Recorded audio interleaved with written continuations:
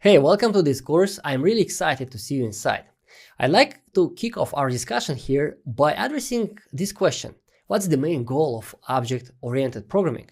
After all, why spend so much time with Vasily in this course if you could just go and do the real thing, write code, build software, and improve and learn in that manner? Why invest so much effort into this course?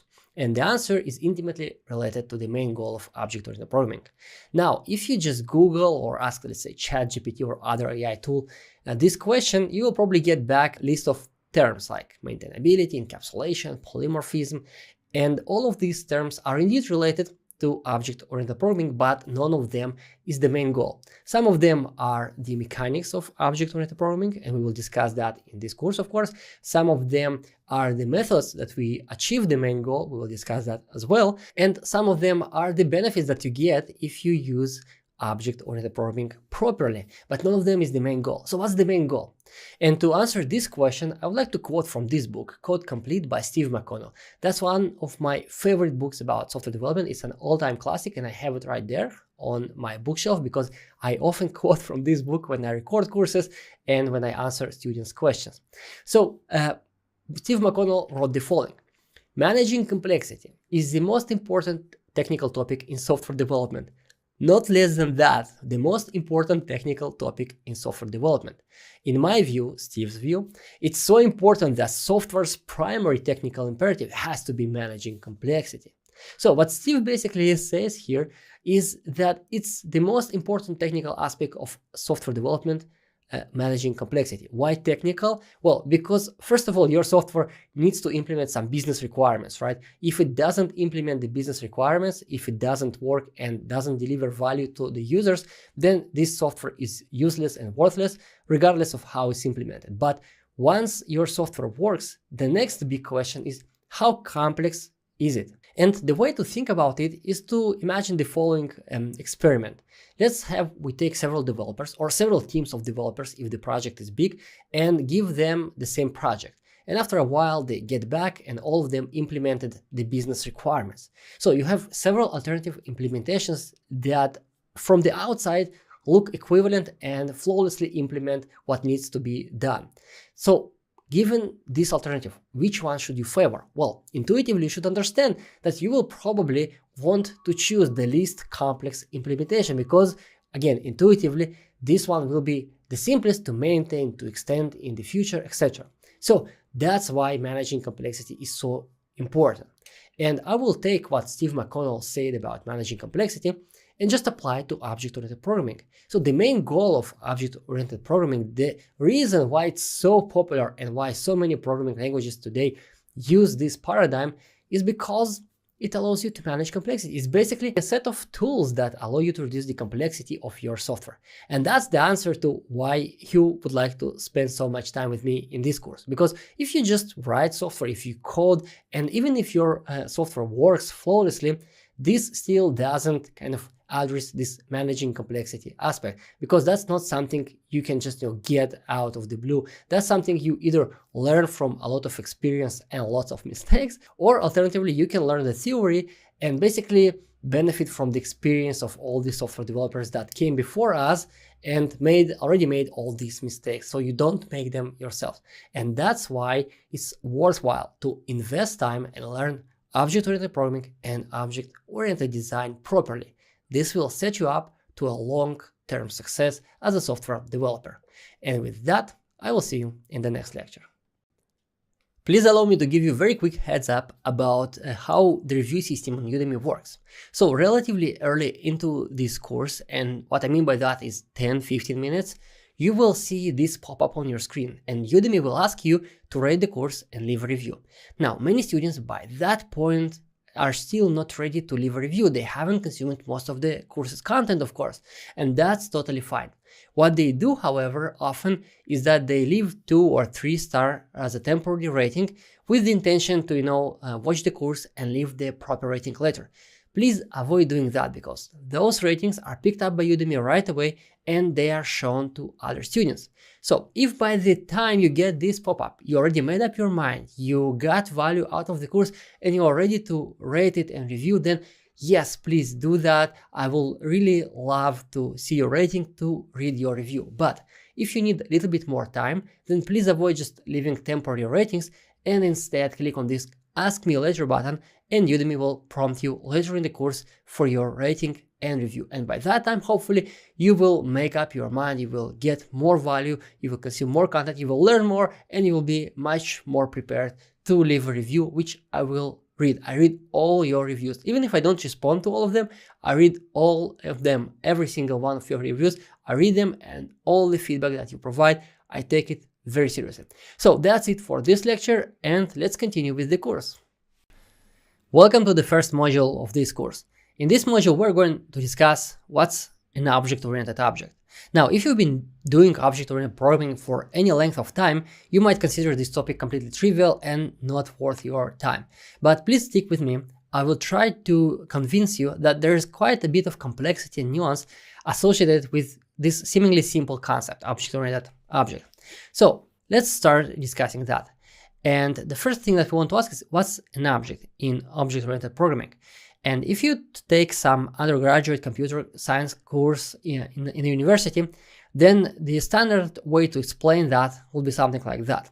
Imagine that you have a real-world car, and now you want to map this car into software. How would you do that? Well, you would create an object and give it a name, car in this case. Now, this is a class, not an object, but we will discuss the difference between classes and objects and the relationships between them later in this module. So currently, that's an object for us. But an empty car object doesn't do anything. Just like, if you have an empty car, it wouldn't do anything.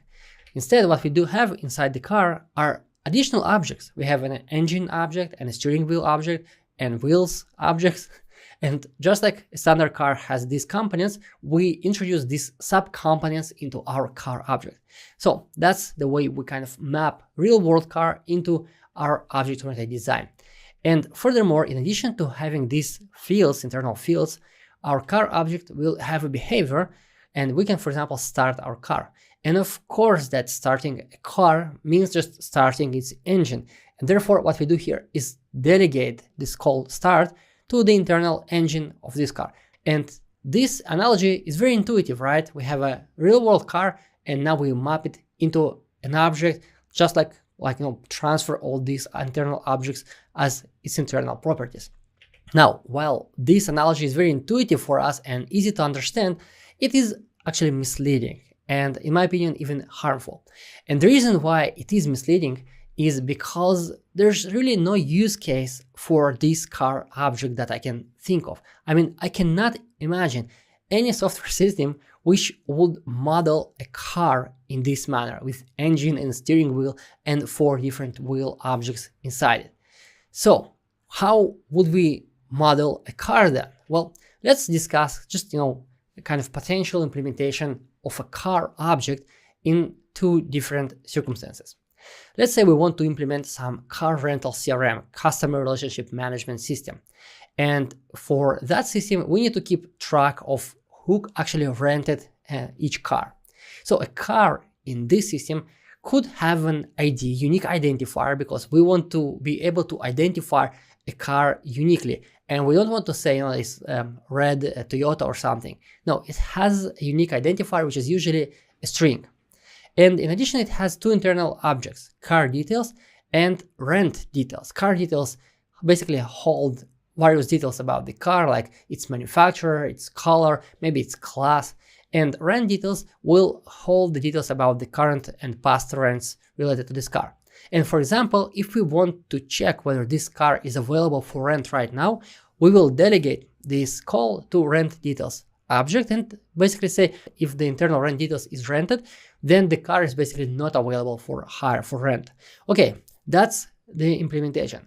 And please note that, real world cars, they don't have car details object and they don't have rent details object. It's not something you can touch and it's not something you can see. But when we model the car in software, we do have these car details and rent details objects, object-oriented objects, of course, even though there's no parallel for them in the real world. You might say, okay, but that's just one single implementation.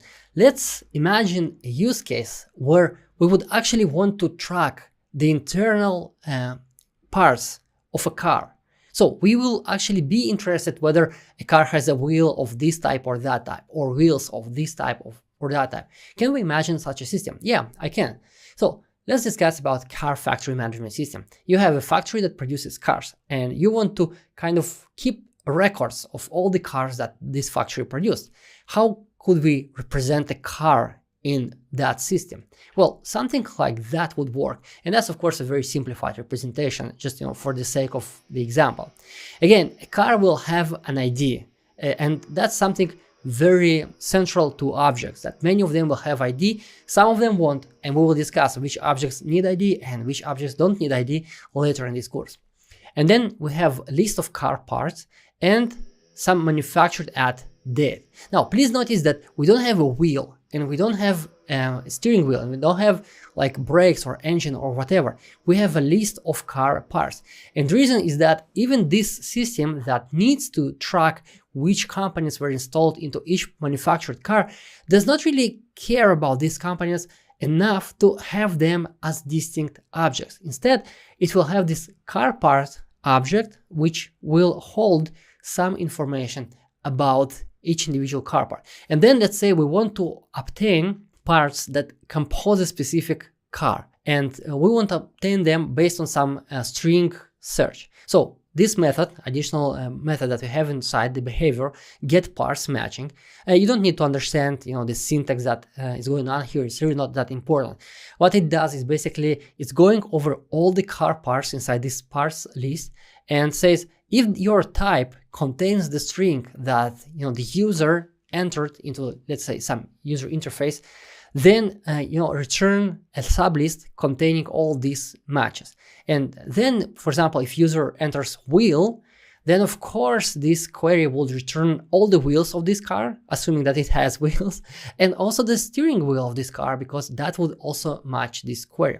So again, there is like no representation of a car like a real world car where you have an engine and where you have wheels and steering wheel. Instead, you have an abstract representation of a car with a list of companies that this car contains, and you can query this list. Again, something very, very different from what a real world car looks like. And the point that I want to make, and the point that I want to drill into you, and if you take one thing out of this course and you don't watch any other lectures, this is the point that I want you to take with you. Object-oriented objects are not mappings of real world objects into code. In fact, the only thing that they share is the name object, and in some sense I think it was a mistake to name them objects because it leads to confusion. And for most part, the objects that you will be working with in your source code will not even have any real world parallels. So for example, some tax calculator, some abstract tax calculator, there's no like tax calculator that you can touch and take in the real world. It is some very abstract, very software-ish concept that we will use. And so that's the main takeaway from this lecture. And the reason why I insist so much on you understanding that object-oriented objects are not analogies to real-world objects is, well, let me show you another analogy. If you want to start playing table tennis and you haven't played in the past, then the most natural and intuitive way to hold your racket, to grip your racket, is this. Okay, basically take your full fist and just grip the handle of the racket. And no surprise, if you ever played, the field tennis, the tennis, then you were taught to hold exactly like that, hold the racket like that, and furthermore, hold it as far as possible, as down as possible on its handle. And in table tennis, it's completely different. So the correct grip in table tennis, one of the correct grips, there are several, but this is the most common one, is the following, with one of your fingers like that, pointing like that. And this is the grip that you will most commonly see professional players use. Now, when you just start playing table tennis, this intuitive grip, the first one, the incorrect one, will be the simplest one for you to use. You'll just take the racket and start playing. And if I would come to you and say, okay, no, take the racket like this, it would immediately introduce some friction. It would make your experience worse, and it will be very unnatural for you to hold the racket like this. You would play even worse than using this intuitive grip. But the thing is that if you want to learn table tennis very quickly, this correct way to hold the racket will outperform the intuitive way. And therefore, that's why all the professionals use it. It's more challenging to start with the correct way. Yes, it requires a little bit of struggle and it's not convenient initially, but it quickly becomes natural. And if you want to progress as a table tennis player, you better hold your racket like that and not with your closed fist like you would hold a field tennis racket. And this analogy is actually very accurate in terms of object-oriented programming.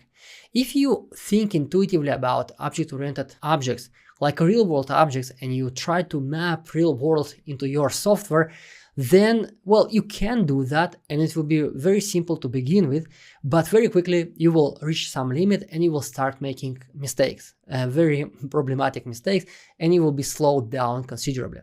And if you start thinking about object-oriented programming in the correct manner, then, well, it requires a little bit of learning and it will take some short period of time before you actually internalize what object-oriented objects really are. But very quickly you will find a lot of value in these mindsets that I'm going to discuss. And therefore, my goal in this course, basically, if we take this table tennis analogy a little bit further, that my goal is to teach you the correct grip of object-oriented programming. I want you to struggle a little bit, to learn a little bit, and then have some period of adjustment, and then just skyrocket your object-oriented programming skills and become a much better software developer. All right, that's it for this lesson, and I will see you in the next one. In this lecture, I would like to discuss the difference between a class and an object. Now, if you've been doing object-oriented programming for any length of time, you might consider this topic too trivial to spend your time on. Well, I concur, this topic is very kind of fundamental and relatively simple, but I still think that we need to go over it to make sure that everyone is on the same page. To compensate you for the time you're going to spend with me in this lecture, towards the end of this lecture, I will show you how objects look in memory, kind of lower level representation of objects. So that's kind of your bonus if you stick with me right here. All right, let's start. What a class is. Well, a class is a blueprint for specific objects that describe what state those objects contain, what behavior they implement, and how to create, or as we say, instantiate those objects. So class is a blueprint and it describes basically how an object will look like when we actually instantiate it. And of course, you can instantiate multiple objects from a single class. Class is just one single blueprint, and then you have multiple objects, however many you need or want in your application. So an example of a class, for example, this strings retriever. This class can be used in any system that shows user interface to users, and the text in that user interface should change depending on, let's say, users' preferred display language. So users can change display language and the text should change accordingly. So this strings retrieval class declares that objects of this type, when we instantiate them, will have the following state: language manager. That's the internal state of this object. And at least in Java, this final keyword says that this state will not change. So basically, we cannot change this language manager pointer reference after we instantiate an object. And then we have a behavior. Every object of type strings retriever will be able to get a string by its ID, taking into account the current display language chosen, for example, by the user. And lastly, the class declares a constructor, which is just a description of what state, what objects, other objects, data we need to provide to instantiate an object of type strings retriever, and also what happens when we do that, when we instantiate those classes, basically the initial instructions for this object when it's being created. So that's an example of a class, real world example, by the way. I have this strings retriever in many of my projects. I'm an Android developer, so I deal quite a bit with user interfaces. So something like that can be found in pretty much every project of mine. Now, that's a class, so what's an object? Well, an object is an entity held in computer's memory, created at runtime, according to the blueprint defined by the corresponding class. So it's an entity held in computer's memory, and in other words, it's just a string of bits or bytes, however you want to look at it. So it's just ones and zeros. That's what an object is, ones and zeros in memory. It's created, instantiated at runtime, and the layout of this object will be derived from whatever the corresponding class declares. And since objects are instantiated from a blueprint defined by a class, we usually say that objects are instances of a class. Now, technically, this might not be entirely correct because objects and classes are different entities, but that's just a manner of speech that we use. Objects are instances of a specific class. So how would an object look like in practice? Now, what I'm going to show you requires a little bit of low-level understanding of programming. So if you are completely new to software development, this might be a little bit difficult for you to understand. I can spend 30 minutes discussing just what you will see on your screen right now. But true to be said, it's irrelevant for most software developers. I mean, even Java programmers, and I derive this information specifically for Java program, even Java programmers, most of them professional programmers, don't know this thing because it's too lower level and it only concerns people who develop for, let's say, Java virtual machine. Yet I want to show you, to just give you a little bit better intuitive understanding of what's going on. But if you don't get this stuff, don't worry, it is not related to this course really, and you can just skip that. In Java, you have an option to pass a class and ask the Java virtual machine basically, okay, please tell me how an object of this class will look like. And that's the output that I got from that facility.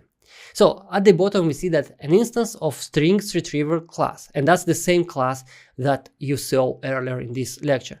An instance of strings retriever class will consume 16 bytes of memory. And then we have a table of what exactly is stored in those 16 bytes. So the first 8 bytes go to header mark. Now this mark region contains all kinds of information that the Java virtual machine will use to manage this object and other objects. It's not really that interesting and way too low level for our discussion here. So just consider that to be some meta information for Java virtual machine, for the operation of Java virtual machine at runtime. The next 4 bytes are very interesting, however. So it's still a header, the next 4 bytes, and these 4 bytes contain a pointer, a reference to a class object. You might say, wait a second, Vasily, you've just said that class is this text that defines how an object is created, and now you say that an object contains a reference to class object. Isn't this some kind of contradiction? Well, not. We define classes in code, but they also have a representation at runtime, basically objects that represent classes. And why do we need them? Well, for example, please notice that there is no behavior in this class. It takes just 16 bytes and there is no description of this getString method that we saw earlier. Where is that stored? Well, since this method is common to all objects of type strings retrieval, right? The only thing that changes is the state, maybe, potentially. But the behavior is the same for all these objects. So what happens is that when you invoke this behavior, it goes and looks for the class object, and the class object actually stores this procedure.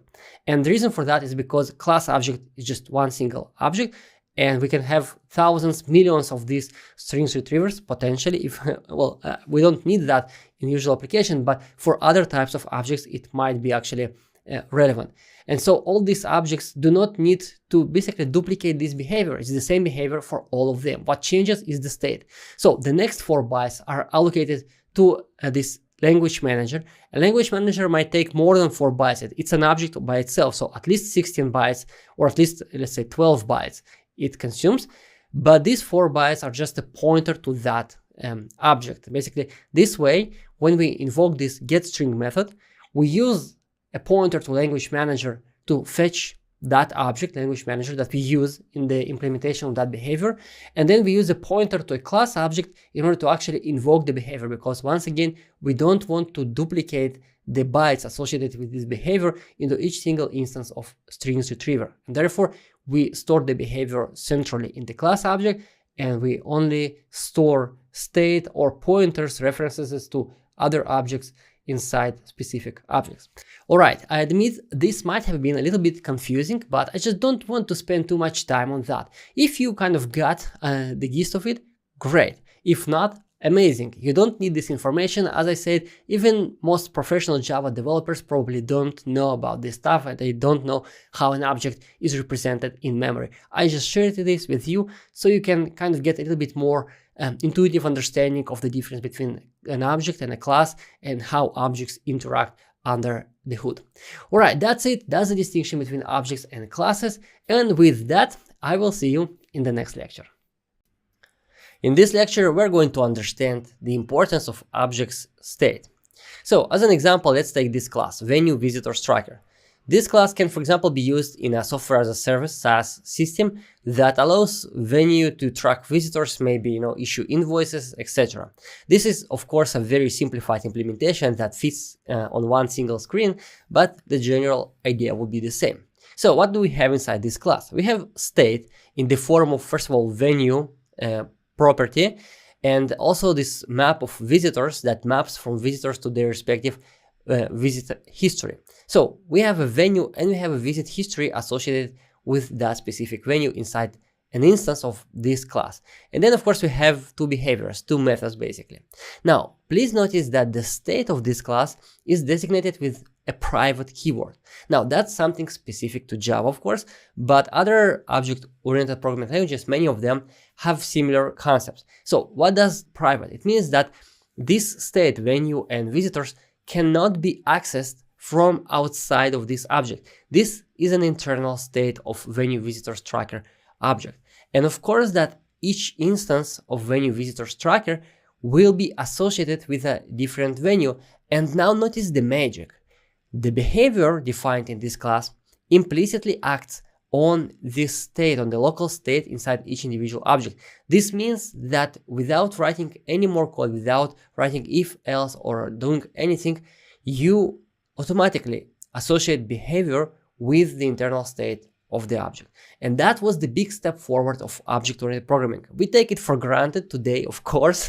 We are accustomed to that, it's not surprising. But back in the days when procedural programming was the only option, you either had to pass arguments all around, or more commonly just use global state. Basically everything was stored globally and all your procedures could access this global state mutated, and of course this made everything harder to understand and harder to maintain and increased the probability of bugs and state corruption. Object-oriented programming came in and said, okay, I'm going to put the state inside those entities, objects, and the behavior of those objects can act on the local state, and no one outside of those objects can access these states. So if we look at instances of this class from outside, we will notice that all we see are the constructor and two methods, records visit and has visited. We don't see any state and we don't see any specifics of the behavior. And that's again the big step forward of object-oriented programming. It allowed us to hide all these details from the outside world and expose just the behaviors that the outside world should use when dealing with these objects.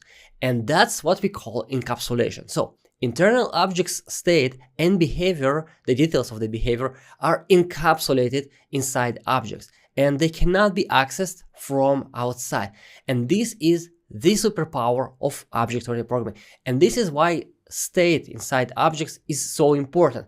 It is this feature of object-oriented programming that revolutionized software development as we know it. The ability to bundle state alongside the behavior and then make the behavior implicitly act on the local state inside each individual object as opposed to global state when we used procedural programming. So the main feature of object-oriented programming is the ability to encapsulate. What it means: bundle together and hide from the outside world. Encapsulate state and behavior inside runtime containers that we call objects.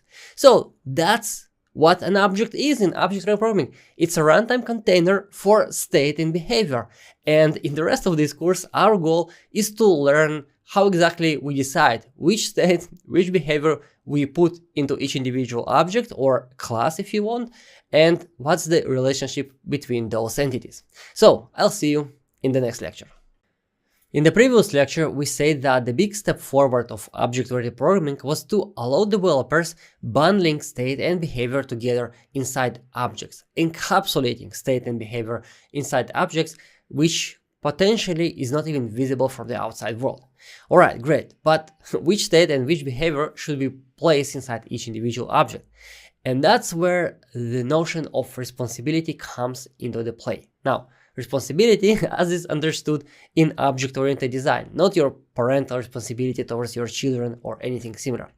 So a responsibility of a class is the part of the system's requirements that the class implements. All right, imagine that you have a system. This system will have a lot of requirements. I mean, any complex system has thousands upon thousands of different requirements.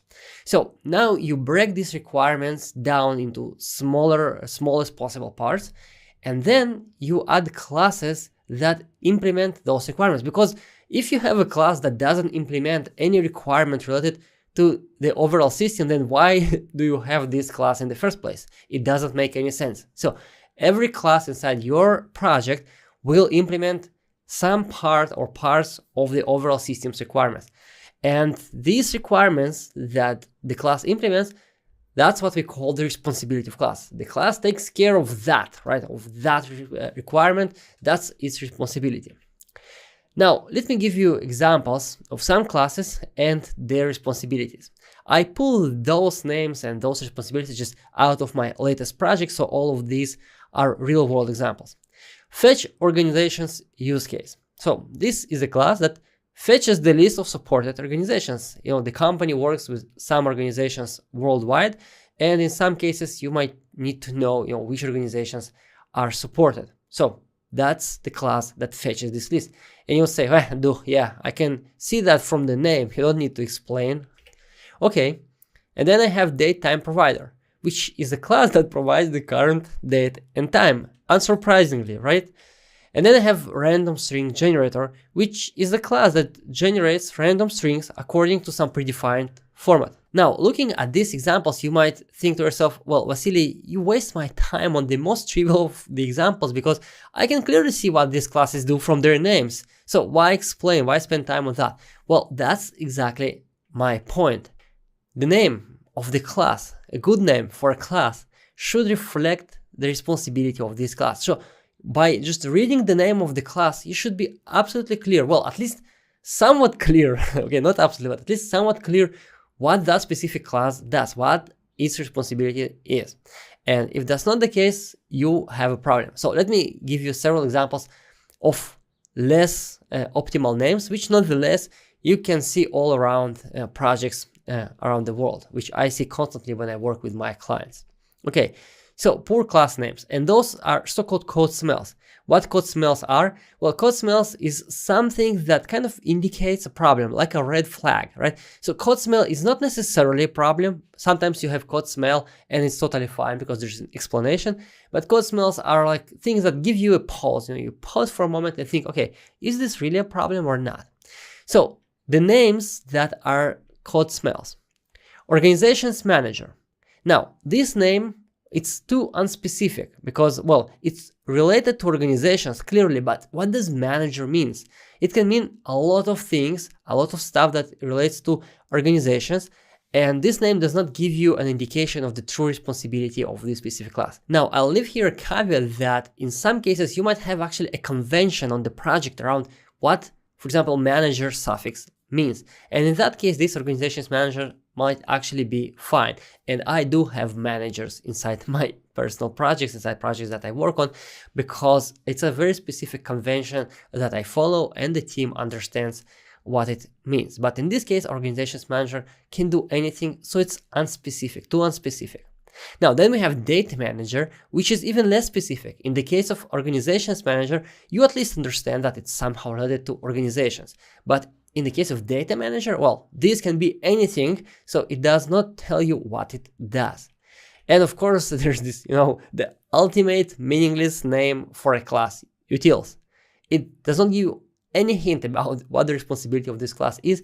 And in most of the projects, these classes that are named utils, you just don't want to look into them because that's basically a bag of everything that developers couldn't place in some other place. So these util classes, they get very long, very problematic, very messy, so you don't want to even look into them. And the worst of all is if you have this fetch organizations use case, just like before, right? That was a good example, but in this case, it's very bad if this fetch organizations use case does anything except for actually fetching the organization's information. And this also happens, right? For example, you might name a class something, And then over the course of maintenance of a project, the responsibilities, the requirements kind of change, the responsibility of the class changes, but the name remains the same. And you end up with having a class named X, but doing Y. And that's like the worst thing that can happen. This can be really, really misleading. And so overall, your goal as a developer is to place responsibilities inside classes and make sure that the names of your classes reflect their real responsibilities, so that it will be immediately clear what those classes do when you read their names. So I'll see you in the next lecture. In the previous lecture, we introduced the notion of responsibility. So responsibility is one of the system's requirements that a specific class implements, maybe multiple of them. But now we want to take this idea a step further and introduce so-called single responsibility principle, which in my opinion is the most important principle of object-oriented design. So what's single responsibility principle? This principle states that a class should have only one responsibility. Surprise, surprise, if you couldn't guess that from its name. Now, this sounds absolutely simple and even trivial, but turns out that in practice, it's really tricky to understand when a class indeed has one responsibility or has multiple responsibilities, as we will see shortly. And alternative ways to state single responsibility principle say that a class should have only one reason to change, or a class should contain only code that changes for the same reasons. So now we kind of tie the notion of responsibility to the notion of a change, and that's non-trivial jump at all. And yet another way to formulate SRP single responsibility principle is to say that a class should be responsible to only one actor. An actor will be, for example, a business stakeholder in a project. Alright, so we have at least 4 different ways to formulate one principle, and none of them is really simple to understand. Now, in this course, we will not deep dive into SRP single responsibility principle. I have a course about solid principles dedicated to solid principles, and single responsibility principle is the first one. So if you want to deep dive into this topic, that course is for you. But here I want to give you just a very quick intuition and understanding of what you should do when you write your code. You don't want to spend an hour and a half discussing just one single principle right now. So a very quick win for you. First of all, let's understand the trickiness of this principle. So we have a class file compressor, and this class will compress files. Simple and understandable, right? So obviously this class has just one single responsibility. It compresses files. But then when we look at the implementation of this class, we notice that this function, this method compress file, actually uses several other methods, private methods, which are hidden from the outside world, encapsulated inside file compressor. And some of these methods read files, others compress bytes, others write into files. So we can see that even though the name of the class suggests that it has just one responsibility, in practice, maybe we suspect that it implements more responsibilities than that. And this just demonstrates you the trickiness of single responsibility principle with this simple example. The real world software can present to you challenges which are even much more complicated than that. But turns out that in most cases, it's not really important whether this file compressor has just one responsibility or 2 responsibilities or 3 responsibilities, because that's not the fight that most software developers, most projects face, okay? It's not the end of the world, in my opinion, if you place 2 or even 3 responsibilities into a single class. Yes, I, in my project, always strive for a single responsibility principle, but you can't get all the experience in the world in a minute in a course. You need to actually gain this experience through hard work. It takes time. And therefore, I don't expect developers with 1 or 2 years of experience to just be able to, write single responsibility principle code all day long. So it's not the end of the world. What's the problem? What's the challenge that many developers and projects face? Well, the challenge is that many developers don't even think or even know about single responsibility principle. So they end up planting classes with, well, sometimes tens of different responsibilities and hundreds of lines of code, entangled code into their projects. And then that becomes a problem, because a class that has too many responsibilities, that does too many things, that class can really drag down the productivity. That class can become a nexus of bugs. That's a problem. So your fight is not to distinguish between 1, 2, or 3 responsibilities in a class. Your fight is to make sure that you constantly think and you strive to achieve single responsibility inside your classes. If you fail to do that sometimes, and I do myself, that's fine. And you will be surprised how many developers, even experienced developers working for the biggest and the most important companies in the world, fail in that. And many projects, public projects, for example, and very important projects, when you look under the hood, you find these huge so-called God classes, classes with hundreds or thousands of lines of code, tens or hundreds of public methods in their interface. And all of that is the result of not even trying, not even thinking about single responsibility principle. So single responsibility principle, the most important one in object-oriented programming, and your goal is to just remember that your classes should, well, at least attempt to get to that ideal. If you don't get there, 2 responsibilities, 3 responsibilities, that's not what kills projects. What kills projects is huge God classes where developers don't even think about single responsibility at all. All right, with that, I will see you in the next lecture.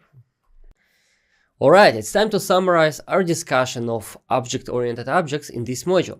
So we started by kind of proclaiming that object-oriented objects are not mappings of real-world objects into code.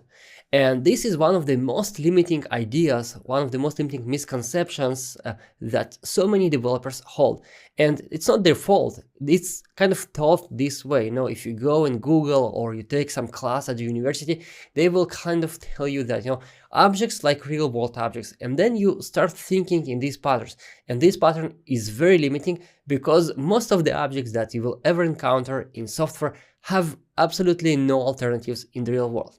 So what's object then, if not a reflection of real-world object into code? Well, object is just a runtime container for state and behavior. And as we said, this bundling of state and behavior, this encapsulation of state and behavior, was the big step forward that object-oriented programming brought to the world, because it allows you to kind of hide all the unrelated details and expose just what other clients, other classes in your application need to know about a specific object.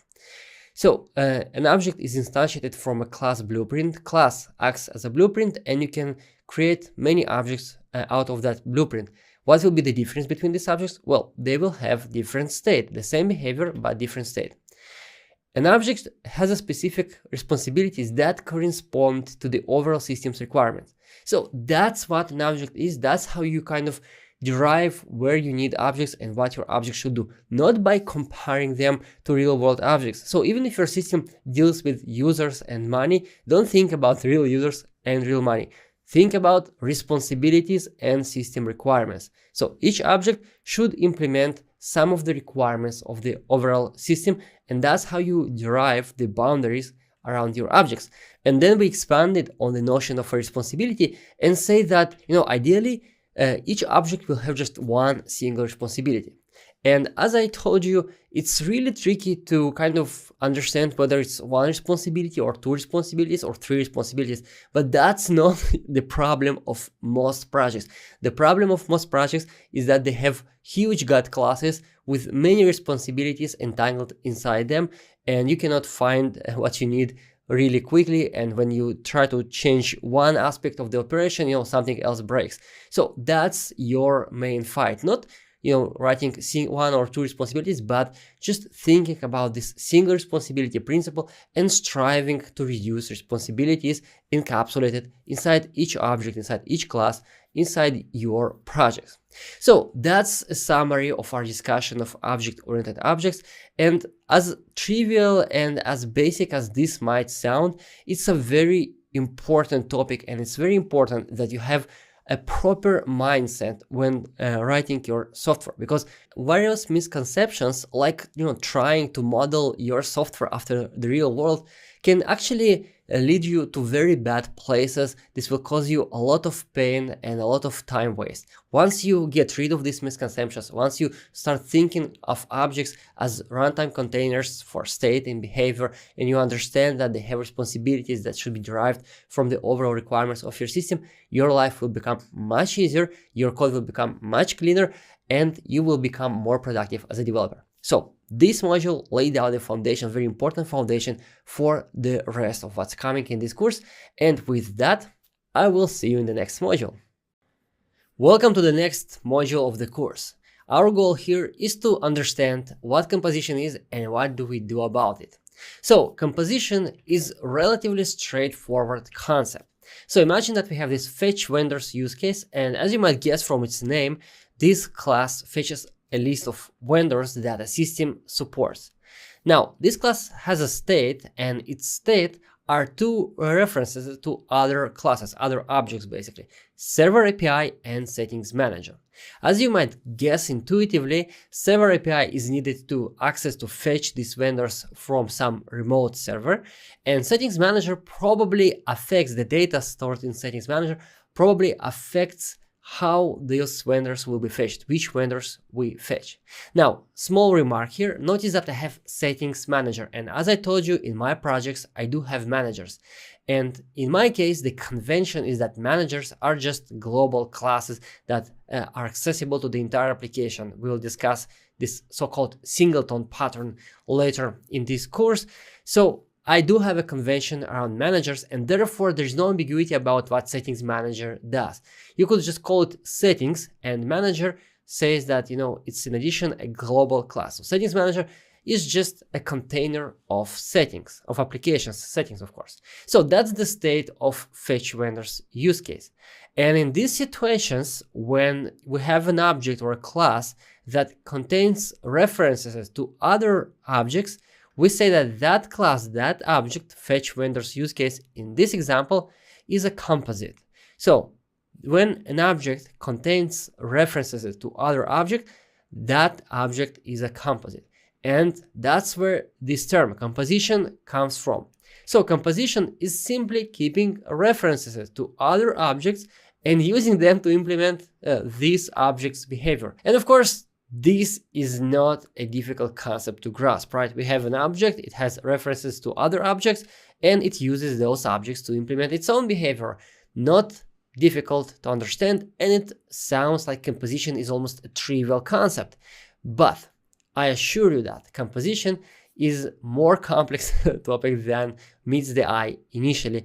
And in this module, we're going to uncover some of these complexities. And of course, by this point in the course, you can see the pattern. I introduce something, I tell you that it looks very simple on the first side, and then we dig deeper and see the complexities associated with that concept or that practice.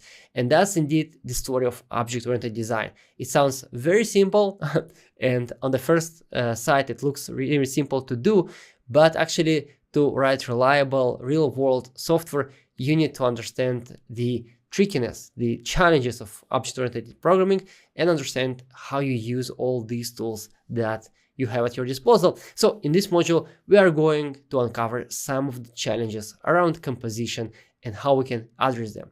With that, I'll see you in the next lecture. Now let's discuss why we actually use composition in object-oriented programming.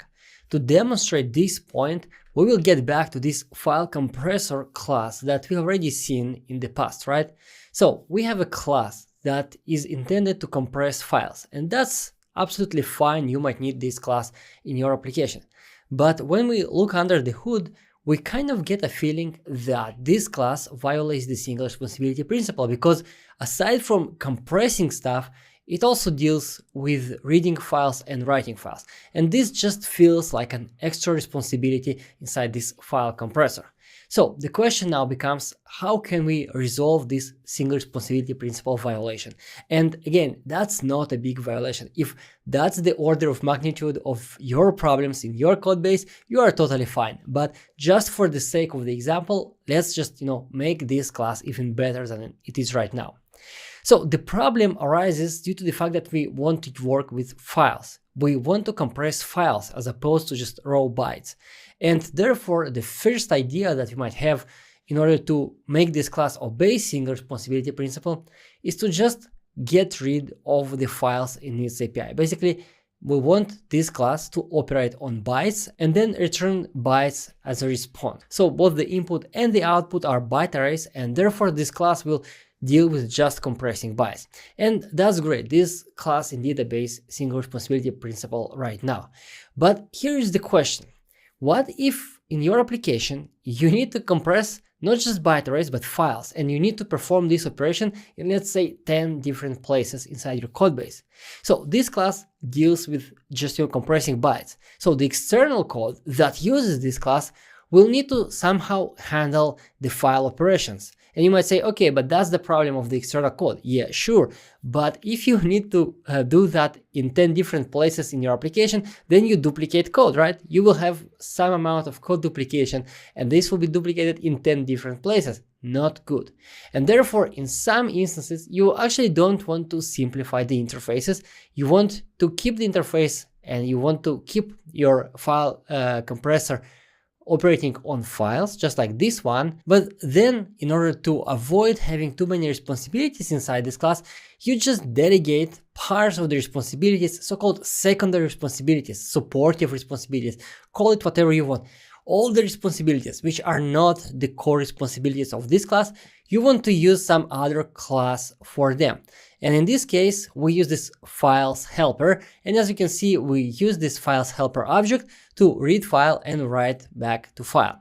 Now, files helper might not sound like a good name. Helper is a generic name, but in my projects, I have this convention that, if something is a helper, it means that it contains very general utility methods associated with whatever it is the first byte states. And therefore, files helper is an object that contains utility methods for files, access, read, write, copy, etc. So I just use this files helper inside our file compressor version 3, and this way I managed to extract the secondary responsibilities out of this class, and now this class actually obeys the single responsibility principle. So this implementation is actually very good. And please notice that our usage of files helper in this class constitutes composition. So file compressor v3 is a composite object and it uses files helper internally.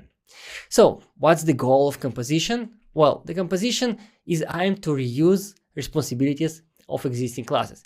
And for example, if you use any kind of programming framework, it will come bundled with many classes by itself. And if you want to use any of these classes, you can just, make them, make your objects composite and make them your objects reference those frameworks classes, and this way you can access their basically functionality, their responsibilities.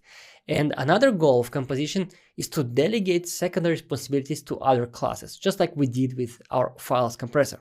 Now, by looking at these two goals, you might say, well, Vasily, they kind of seem the same goal. I don't see a big difference between them. And that's absolutely right. These two are very similar, but I still distinguish between them in order to let you understand that sometimes you are forced to use composition. Like, for example, when you have some frameworks classes which you need to use inside your own classes. So you cannot kind of, take frameworks code and dump it into your classes anyway. So you are forced to use composition in that case. Or when you write your own logic, your own classes, you sometimes can get away without composition, but you're better off using composition because it allows you to delegate these secondary responsibilities. And the benefits, these are the goals. The benefits that you get out of using composition are as follows. First of all, you can reuse responsibilities and code. So again, this files helper object that we saw earlier, it contains some very generic methods about writing into files and reading from files, etc. And if I will need to use these methods in 100 places inside my codebase, I have them encapsulated and ready to be reused. So I don't need to repeat myself 100 times, and I don't pollute my classes, all my classes, with these secondary responsibilities. So I get code reuse and I get the responsibility reuse of this file helpers class. And of course, that's just a pathway to single responsibility principle. I want to make sure that as many classes in my application as possible, just implement one single responsibility. And in some cases, like we saw with this files compressor, you actually do need some additional supportive responsibilities to implement the main behavior. And that's the way you kind of keep your classes narrowly focused. You just outsource the additional secondary responsibilities using composition. And of course, it leads to better readability. So instead of having all these secondary responsibilities written inside the body of the main class of your class, you outsource them to collaborator objects, to dependencies, and therefore you get much tedious code. And in many cases, in addition to just, reducing the amount of code inside each individual class inside your code base, the names of those collaborator objects, those dependencies like files helper, immediately give you some hint about what they do. So this enhances readability even further. And better readability is a key to all other benefits like maintainability, easier to understand, easier to onboard new team members, etc., etc., etc. Basically, readability is exceptionally important quality for a code base, and composition gives you this benefit as well. So all in all, that's why we use composition, and these are the benefits that we get out of using this, well, seemingly simple tool, but which gives you still nonetheless very important benefits inside your code base. And with that, I will see you in the next lecture. As I promised in the previous lecture, now we will discuss why composition is actually a very challenging concept and why it's one of the most underused concepts in object-oriented programming. So to demonstrate you the challenge, I will use this class, Ping Server Use Case. This is a real class from one of my projects, and as you might guess by its name, this class is responsible for pinging the server at some points in time. It doesn't really matter when. We just need to understand that, okay, we want to send some ping to the server, but we don't just ping the server, we actually carry some information from the application to the remote server. And therefore, this class has all these additional dependencies, all these additional classes that it uses. The first one is connectivity detector. If, for example, we try to send ping, but there is no internet connection, then we don't want to even try, right? So this class is just used to detect when we don't need to send ping. Then we have user state manager in order to pass some user related information alongside the ping. Then we have device info provider, which means that this ping should also carry some information about the device. We have settings manager because this ping is probably somehow configured from the settings, maybe by the user. For example, user might decide that he doesn't want the application to send any pings, and then through settings manager, we can disable this feature. And we also have datetime provider because maybe we are interested to know a user's time zone right now. So this is the class Ping Server Flow. And in order to instantiate this class and use it inside our project, we need to provide, of course, all these additional dependencies, right? And this looks like a code duplication, right? We have these declarations, private, final, the name of the class, and then we have the constructor for this Ping Server use case where we duplicate all these names into its arguments list. And then inside the constructor, we duplicate all these names in the assignment, right? We write this, set the connectivity detector of this class to connectivity detector that you received in the arguments list. So it's a very verbose way to initialize objects, but that's how it works in Java. That's one of the biggest criticisms of Java, that it's very verbose. So that's how it works in Java. In other programming languages, some of them found a better way to initialize objects to reduce the amount of this boilerplate code. But nevertheless, that's not our problem. Let's say we can write all of that. That's not our problem. Our problem is that we need to provide these arguments if we want to have an instance of Ping Server use case, of course, right? Because Ping Server use case uses all these additional objects. Okay, that's how it would look. We have a Ping Server use case, and when we instantiate it, we create new connectivity detector, pass it into this constructor, new user state manager, new device info provider, etc., etc., etc. Okay, but now we ask the following question. What if any of these objects have other dependencies? So just like Ping Server use case uses these objects, they in turn can use other objects, right? It's a composition, so every one of these objects can be a composite. Well, yes, of course. Let's say user state manager uses user DAO, data access object, and settings manager as well. So now we not just instantiate Ping Server use case and provide its dependencies, but we also instantiate user state manager and provide its dependencies. Okay, what if these objects have other dependencies? Then we instantiate Ping Server use case and we provide an instance of user state manager, but that uses user DAO and settings manager. So we provide those. But then it turns out that user DAO actually needs a database. Well, because of course we store the information about the user inside our local database, right? And as you keep going, the number of objects that you need to instantiate here in order to obtain an instance of this Ping Server use case just constantly grows. And it's not an exaggeration, that's just a real world example, right? In my projects, when they get complex, it's not uncommon to have this kind of hierarchy of dependencies, a tree of dependencies going down 5, 6 levels, encompassing, let's say 20, even 30 different objects in order to instantiate one. And I actually counted in the real production code base, this ping server use case uses more than 20 objects. Some of them directly, like connectivity detector, and some of them are transitive, like this user DAO or database that we need in order to instantiate, for example, user state manager. So the first problem is that we just need to instantiate a lot of objects sometimes. And that's just a side effect of using composition, because we decompose all these responsibilities and therefore we need to kind of compose them together in order to obtain an instance of ping server use case. But the other problem, and in some aspect even bigger problem, is the following. Please notice that we use this settings manager inside to instantiate ping server use case twice.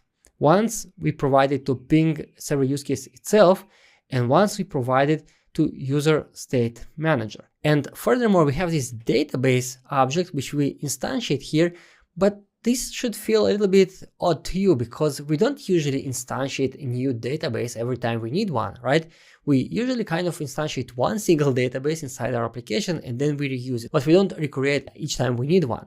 So the question now becomes, what if these objects should be instantiated just once? And these are global objects that you just instantiate once, and you need to make sure that the entire application, all the classes inside your code base use the same exact object because they have some global state or they give access to some global resources. So these are global objects, and sometimes you need to make sure that an object is instantiated just once and then reused. So for example, if this settings manager needs to be global, and in my code bases, as I told you already, manager suffix means that it needs to be global, then instead of just writing new settings manager when I want an instance of ping server use case, I need to somehow get a reference to that global one single instance of this settings manager object inside my project. How do I do that? Where do I get it from? So this is yet another problem, and this one is about lifecycles. So we don't just need to provide all these objects and write the entire chain, the entire tree of dependencies in order to instantiate ping server use case, but we also should be cognizant of the lifecycles of different objects. And for example, we need to know that settings manager, we need to obtain the global reference database. We don't want to instantiate from scratch. We want to obtain the global reference. So these are the lifecycle problems. So we have two dimensions of problems. One, just a lot of dependencies to instantiate if you really use composition properly in complex code bases. And the second problem is lifecycles. We need to somehow manage the lifecycles of different objects and make sure that we don't accidentally plant a bug. Because, for example, if the settings manager must be global, but we just instantiate new instance here, then this will probably not work and will introduce some kind of a bug. And hopefully you get the challenge. You see the challenge right now on your screen. Now, this is just one single place where I instantiate this ping server use case. But imagine that inside our code base, there will be 5 or 10 different places where this ping server use case will need to be used. So do we just copy all this code into 5, 10 different places? And what happens if we need one additional dependency for this ping server use case? We will go and edit 5, 10 different places inside our code base every time something changes about either the ping server use case itself or even one of its collaborators. For example, if user state manager now requires additional dependency, then again, all these instantiations will be affected. So all of that looks very, very complex, and it's indeed complex. It gives rise to a very serious problem of how exactly, we want to use composition and we say that composition is great, but how exactly can we use composition if we need to duplicate all this code into all these places and then make sure that we carefully manage the life cycles of different objects? And the answer is that, well, we don't need to duplicate code, and we need to have a system for managing the life cycles of different objects. And that's what makes composition so challenging. So to fully utilize composition, it's really not that simple of a task.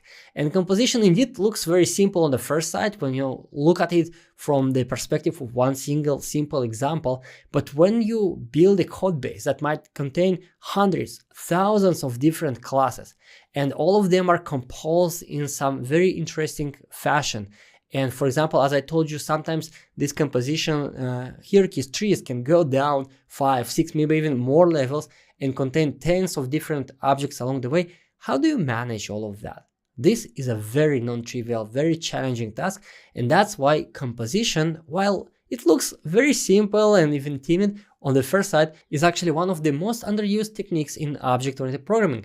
Many developers who don't know how to deal with this problem, for example, will choose to just duplicate code, will just duplicate all of that, or will use some hacks, some non-optimal approaches to, for example, manage life cycles of these objects that need to be global. And later in the course, we will discuss so-called Singleton anti-pattern. That's not the time to do that. I want you to just see the problem, see the challenge, understand that composition is really challenging task. And most developers, most code bases that I see, they underuse composition, they awfully underuse composition because properly using composition requires something. And we will discuss what it requires in the next lecture of this module.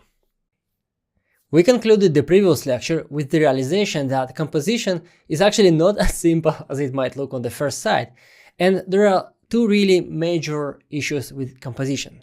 First, if we use composition consistently and we really leverage this technique, then we will get objects with long list of constructor arguments, and those constructor arguments, those dependencies, can have transitive dependencies. So in order to construct an object, we might need to construct, let's say, 20, 30 other objects. And if we actually do that in multiple places in our application, duplicating this construction code, well, that's a serious problem. And the second issue that, well, not the issue, but challenge with composition that we noticed is lifecycle management. Maybe there are objects that we don't want to instantiate each time we use them. Maybe we want to reuse one single instance across our entire application. The pattern, the technique that addresses these two issues with composition is generally known as dependency injection. Now, to show you what dependency injection is and how we use it, I will need to jump into my IDE and show you the actual code, because we will need a little bit of code and it will not just fit on my PowerPoint slides. So let's jump into IntelliJ. Alright, here we have our ping server use case object, and I remind you this object is used to ping the server. Now, the implementation of this send ping to server method is empty because we don't really care about the implementation. We want to understand how we compose the thing together, because as you can see, there are multiple dependencies to this object, and therefore we want to understand how we provide all these dependencies in a manageable and correct way. So to do that, okay, first of all, that's like the main entry point into a Java application, and theoretically I could do something like that. So ping server use case equals the new ping server use case, and then I will need to instantiate all these dependencies right here and satisfy the constructor. Now this will work, but as we said, if I would need to use ping server use case in some other place in my application, then I would need to duplicate all that code into that place. So that's not really an optimal approach. What we will do instead? Well, we will do the following. We will create an object which is called composition root. So composition root is an object which is the core of dependency injection. And composition root object has a method that knows how to construct ping server use case. So now what I can do, and it's important that, private static composition root, it's very important that this object composition root is stored globally inside your application. Now, what it means to be global object will differ in different frameworks, in different programming languages, but if you work with your framework for any length of time, you will probably know what global means. And in the case of very simple Java application, global can be just, this private static composition root, which we will initialize here. So now we have this composition root. What does it give us? Well, it has a method. So we want ping server use case. This composition root has a method called get ping server use case. And the function of this method is to initialize this specific object. Okay, if we go here, then this method we took all this code that I told you that we need to write in order to initialize ping server use case and just dumped it into get ping server use case method. What's the benefit here? Well, before we discuss the benefits, let's just understand how exactly this composition route is implemented.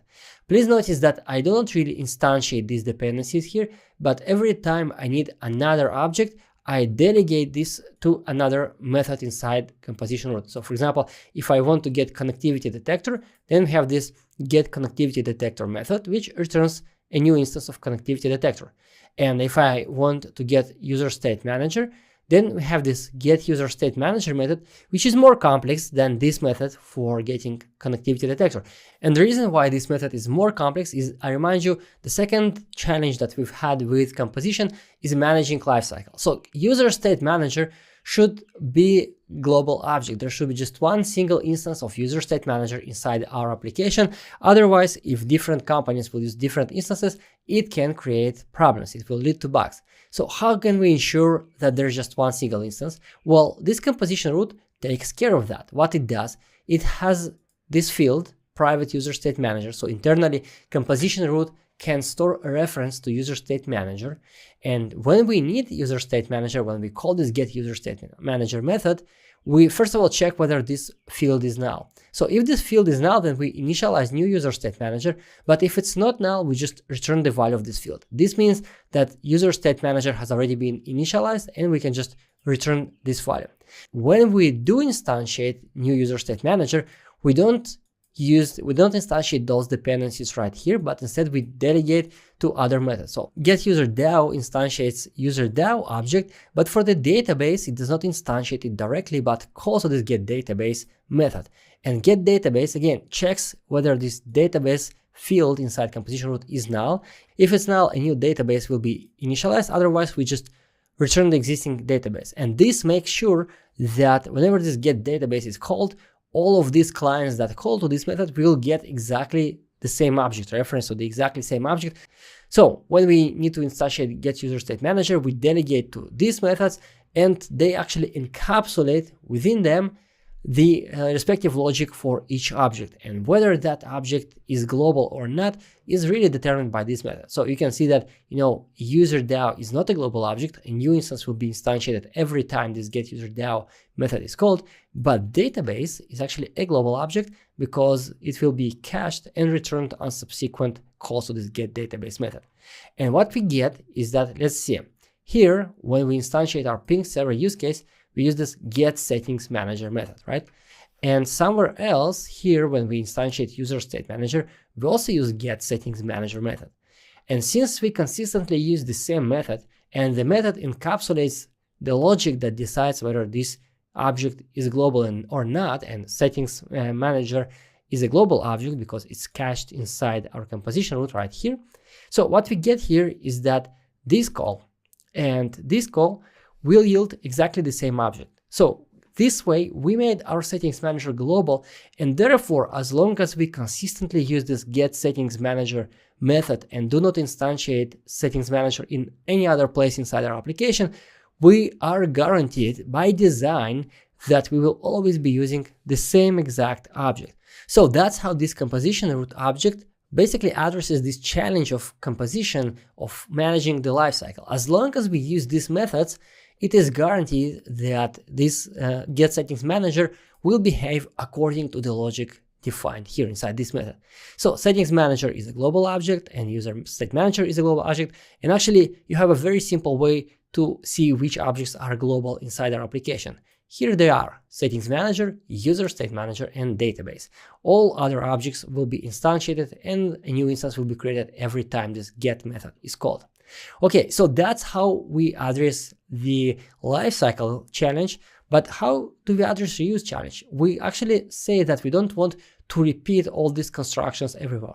Well, here inside my simple application, I have just one single entry point, this main function.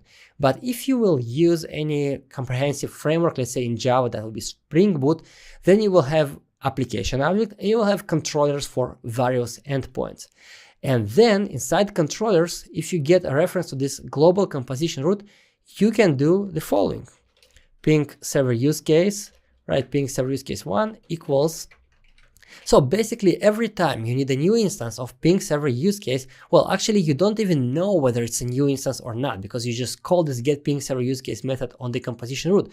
It can return a new instance, or it can return a reused instance, because this ping server use case is a global object. You don't know that, and you don't care about that. All you know is that you want an instance of ping server use case because that's what you want to do. You want to ping the server.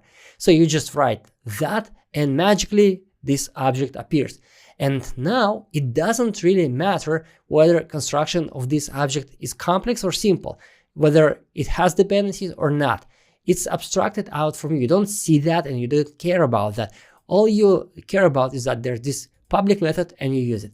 And internally, you have just one single place where this object is constructed. So if in the future you would like to add or remove parameters from its constructor, then that's the single place where you will do that. And this way you basically get maintainable code base where you don't duplicate anything when you manage lifecycles centrally inside this composition root object, where you can reuse the existing construction logic, very simple manner like that. And the only thing that you need to do is to just make sure that you have reference to this composition root object, which must be global in all the relevant parts of your application. So if that will be a backend server running a Spring Boot application, then every single controller would need to basically get access to this composition root and then get the dependencies that it needs from there.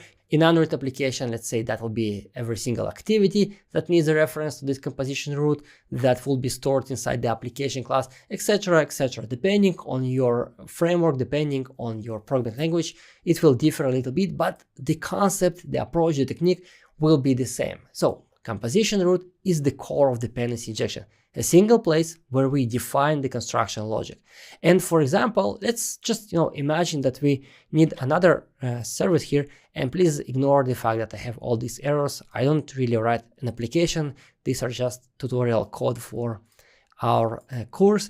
And let's say we need another object. Let's call it not ping server use case. Let's call it login use case, right? Login use case. And you might use something like that to log the user in, whether you do that, inside a client like Android client, or whether you do that as a controller inside your Spring Boot application or any other programming language or framework that you use.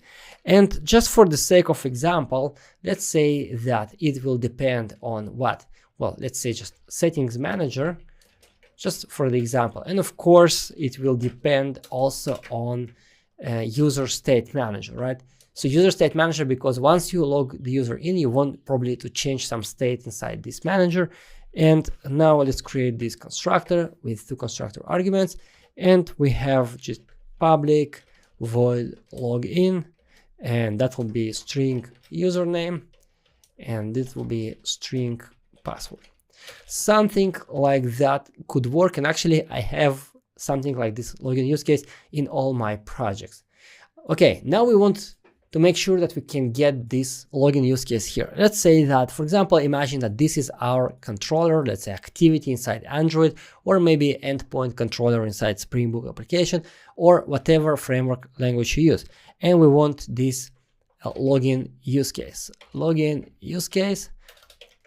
So do we construct this login use case here like that, right? New? No, we don't. What we do instead, we use composition root and add this get login use case method to it, right? Create this method internally, it's public, and here actually we construct new login use case, right? And login use case uses user state manager and settings manager. And I remind you that if we wouldn't have this composition root, then we would need to think how exactly we get those objects, we construct them, or we reuse. But here we don't even need to think about this, because we have get user state manager method, get settings manager method, and that's it. We don't even need to look up how this user state manager is constructed. That's irrelevant. We already handled this task, and now we just reuse the internal logic of this composition root. So in just 3 lines of code, we constructed this login use case, and voila, we have our login use case right here. And that's just an example. In real world application, Spring Boot application, for example, for the backend, I would probably use this login use case inside login endpoint controller. So these were the basics of dependency injection. the shortest version, and I know it was really packed, but that was the shortest version I could give you that would actually benefit you and would make you much better developer, just knowing this pattern, hearing about it, and seeing how I implement the very basic version of it in this tutorial app. So let's summarize the high-level points about dependency injection. First of all, we have this composition root object, and it functions as a factory for other objects.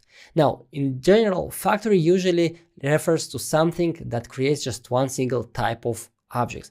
Composition root actually creates many various types of objects, all the objects inside your application if you use composition properly. So that's where the name comes, right? Composition root. It's the root of the composition of your entire objects graph. And every object inside this composition root must be constructed in a single place. And that's very important. You need to have just one single, let's say, method that constructs these objects and returns its instance. And in no other place inside the composition root, you should construct this object. If you need this object, just call get method.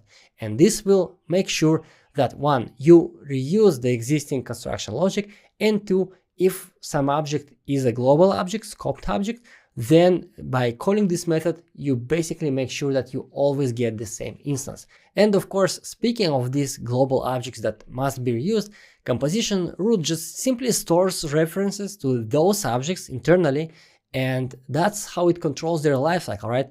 It basically sees that, okay, I have a reference to this object and it needs to be global, so I will just return the existing object instead of constructing a new one. And again, all of that is encapsulated inside the respective method inside the composition root, just one single place where this object is instantiated, and therefore you do it just once and you don't need to care about anymore. You just use this functionality because it works, because you already implemented it. So that's dependency injection in a nutshell, and unfortunately I can't say that it's everything to learn about dependency injection, and I'm sure that it's not enough for you to just go and start using dependency injection. We haven't even mentioned dependency injection frameworks, these very complex beasts that exist in many programming languages and many frameworks. So that's not my goal here. I don't want to cover dependency injection extensively. I just want to give you the basic understanding why you need dependency injection. You need dependency injection because it allows you to leverage composition, object-oriented programming composition, to its fullest potential. But dependency injection is an advanced technique, complex technique. There's a lot to learn about it, and it enables you to utilize composition to its full potential. That's the most important takeaway from this lecture. If you just remember that, then the next time you encounter, let's say, new project, you will immediately remember, hey, if I want to utilize composition, if I want single responsibility principle, if I want my code to be manageable, if I want my objects, to manage them in a single place, their life cycles, then I probably need dependency injection. And then you will be smart enough to just Google it, dependency injection, C#, that. You get the results, you get videos, you get video courses, and just that, the fact that you know what dependency injection is and what it is used for will make sure that your future projects will be much cleaner, much more maintainable, and you will take much more pride in that you write such a beautiful software. All right, so that's what I wanted to share about dependency injection in this lecture, and I'll see you in the next one, of course. Alright, it's time to summarize our discussion of the composition in this module. So to remind you, composition is just keeping references to other objects and using them to implement object's behavior. So imagine an object and it implements some behavior, it has some responsibility. And inside that object, we have references, a state that reference other objects, and our object, that single object, uses other collaborators to implement its responsibility. So we saw several examples. It's a relatively simple concept to understand. Nonetheless, even though the concept itself is relatively simple to understand, it presents some major challenges. The first challenge is the following. Let's say we do use composition and we follow the single responsibility principle. So now for complex objects inside our application, we might need to construct, let's say, 30 different collaborators, right? Because this object uses, let's say, 5 objects, and other objects might use other dependencies, and then we get basically a tree of dependencies spanning from that object that we need, and we need to construct all of them if we want to get an instance of our desired object. And let's say it involves 10, 20, 30 collaborators that we need to construct. And then you multiply all this logic by the number of places where the desired object will be used inside your app. So let's say you need it in 10 different places. So what? You duplicate all that construction logic into 10 places. That will be a complete nightmare, unmaintainable nightmare that will turn our application into a complete mess. So that's the first challenge. And the second challenge is in some sense even more involved. So we want to control the lifecycle of some of these objects. A very classical example is that we want to make some of these objects global. We want to make sure that all places where we use some object, that will be the same instance. For example, because it contains some state that we want to share, logged in user state or whatever state that we want to share across the entire application. So we want to make sure that whenever we use that object, we use the same instance. And so that's the second challenge with composition. And even though composition itself, as we said, is a relatively simple concept that makes sense and is rather intuitive, addressing these challenges and meaning using composition practically inside real-world software projects is actually not that simple at all. Absolutely not simple. And that's where we introduced this concept, dependency injection. So dependency injection is the technique that unlocks the full power of composition. And I'll say it as plainly as I can. If you don't use dependency injection, you will not be able to utilize composition to its full capacity. At some point, you will start cutting corners. And the main idea of dependency injection is that each object inside your application should be constructed in just one place. So there is one single place where every object is constructed, and there's like no other place. And this again sounds relatively simple in theory as a concept, but the implementation and the implications of this approach are actually anything but simple. And the outcome of using dependency injection, basically this main idea, if we take it and implement it in code, the outcome will be that we will have all our objects constructed in one single place, one single component, which we call composition root. Now, I showed you a very simple example of a composition root just to demonstrate the idea, but in practice, composition root doesn't have to be just one single class. You might have multiple composition roots. Each composition root, or different composition roots, might have different life cycles. They might be associated with different components inside your application, might be associated with different flows, and this all becomes even more complex once we introduce so-called dependency injection frameworks into the mix. And so even though dependency injection kind of sounds simple, and many developers truly believe that dependency injection is simple. You will ask them, okay, dependency injection, they will say, okay, that's just injecting dependencies into constructors. Simple concept. But, well, the fact is that most developers don't use dependency injection.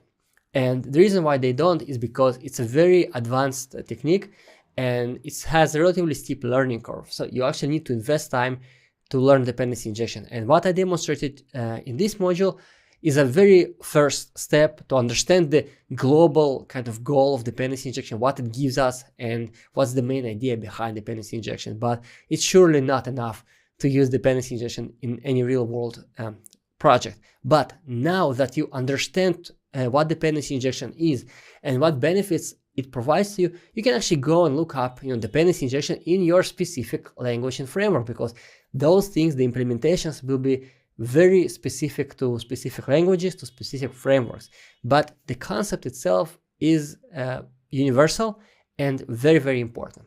So dependency injection is an advanced technique, steep learning curve, but it's one of the best techniques you can use in your application, because if you don't use dependency injection, you will be under leveraging composition. You will start cutting corners. And actually, in my opinion, composition is, even though it's one of the simplest concepts to understand, you learn composition pretty much on your first lesson about object-oriented programming in the university. It's a simple concept, but it's one of the most underused features in object-oriented programming. And the reason why it's underused is those challenges that we discussed. Once the developers see what composition actually involves, once developers face this challenge of composing deep hierarchies of objects and making this in a maintainable way, they kind of, start cutting corners, start putting more responsibilities into one single class, because then you don't need to compose it, so you don't need to create all these hierarchies, and it all resides in one single class, so you can access it. Or they start using so-called Singleton design anti-patterns, basically making the state global and then accessing it from everywhere inside the application. There are many ways to cut corners that result in our inability to address these challenges that composition presents. The proper way to address them is dependency injection, and since it's complex, well, composition becomes one of the most underused concepts in object-oriented programming. Now that you know that composition is not as simple as it seems on the first sight, you know what the challenges are, and you know what the solution is, even though you will still need to learn how to implement that solution in your specific circumstances, you are well equipped to address these challenges and really utilize composition, which is exceptionally powerful and important concept that allows you to achieve single responsibility principle in your software project, in real world code bases. So with that, we will conclude this module, and I will see you in the next one. Hey, welcome to the next module of the course. In this module, we're going to discuss inheritance, which is very important, even central core concept of object-oriented programming, of course. Now, to explain where this term comes from, let's discuss real-world inheritance. So imagine that a family has a baby, has a child, and then to support this child, they start working, and they work very hard and save money, maybe invest it, and at some point they have some savings. Now, then after a couple of years, this couple becomes very old, and eventually, unfortunately, like all of us, they die. Now, by that time that they die, their baby is a grown-up man or woman and inherit their wealth. So all this wealth that this couple built over the course of their lives will basically be transferred to their children. And this process is called inheritance. So now the child of these parents inherits all this wealth, and they can be probably very happy about that. So that's real world inheritance. Now let's discuss inheritance in object-oriented programming, and I will start with an intuitive example that you might see online, or maybe if you took any course on object-oriented programming, this example might be familiar to you. So imagine that we have a class called vehicle, and this vehicle has a method start. You can start your vehicle, of course. Now, vehicle is kind of an abstract term, so we would like to have more specific vehicles. So let's say we have a car. So that's another class, standalone class for now, car. Now, we would like to kind of create this association between car and a vehicle. We would like to state that a car is a special type of vehicle. And this type of relationship, we call it, well, there are multiple names for that. We can say that a car inherits from vehicle. We can say that car extends vehicle. We can say that a car realizes vehicle, or that car implements vehicle.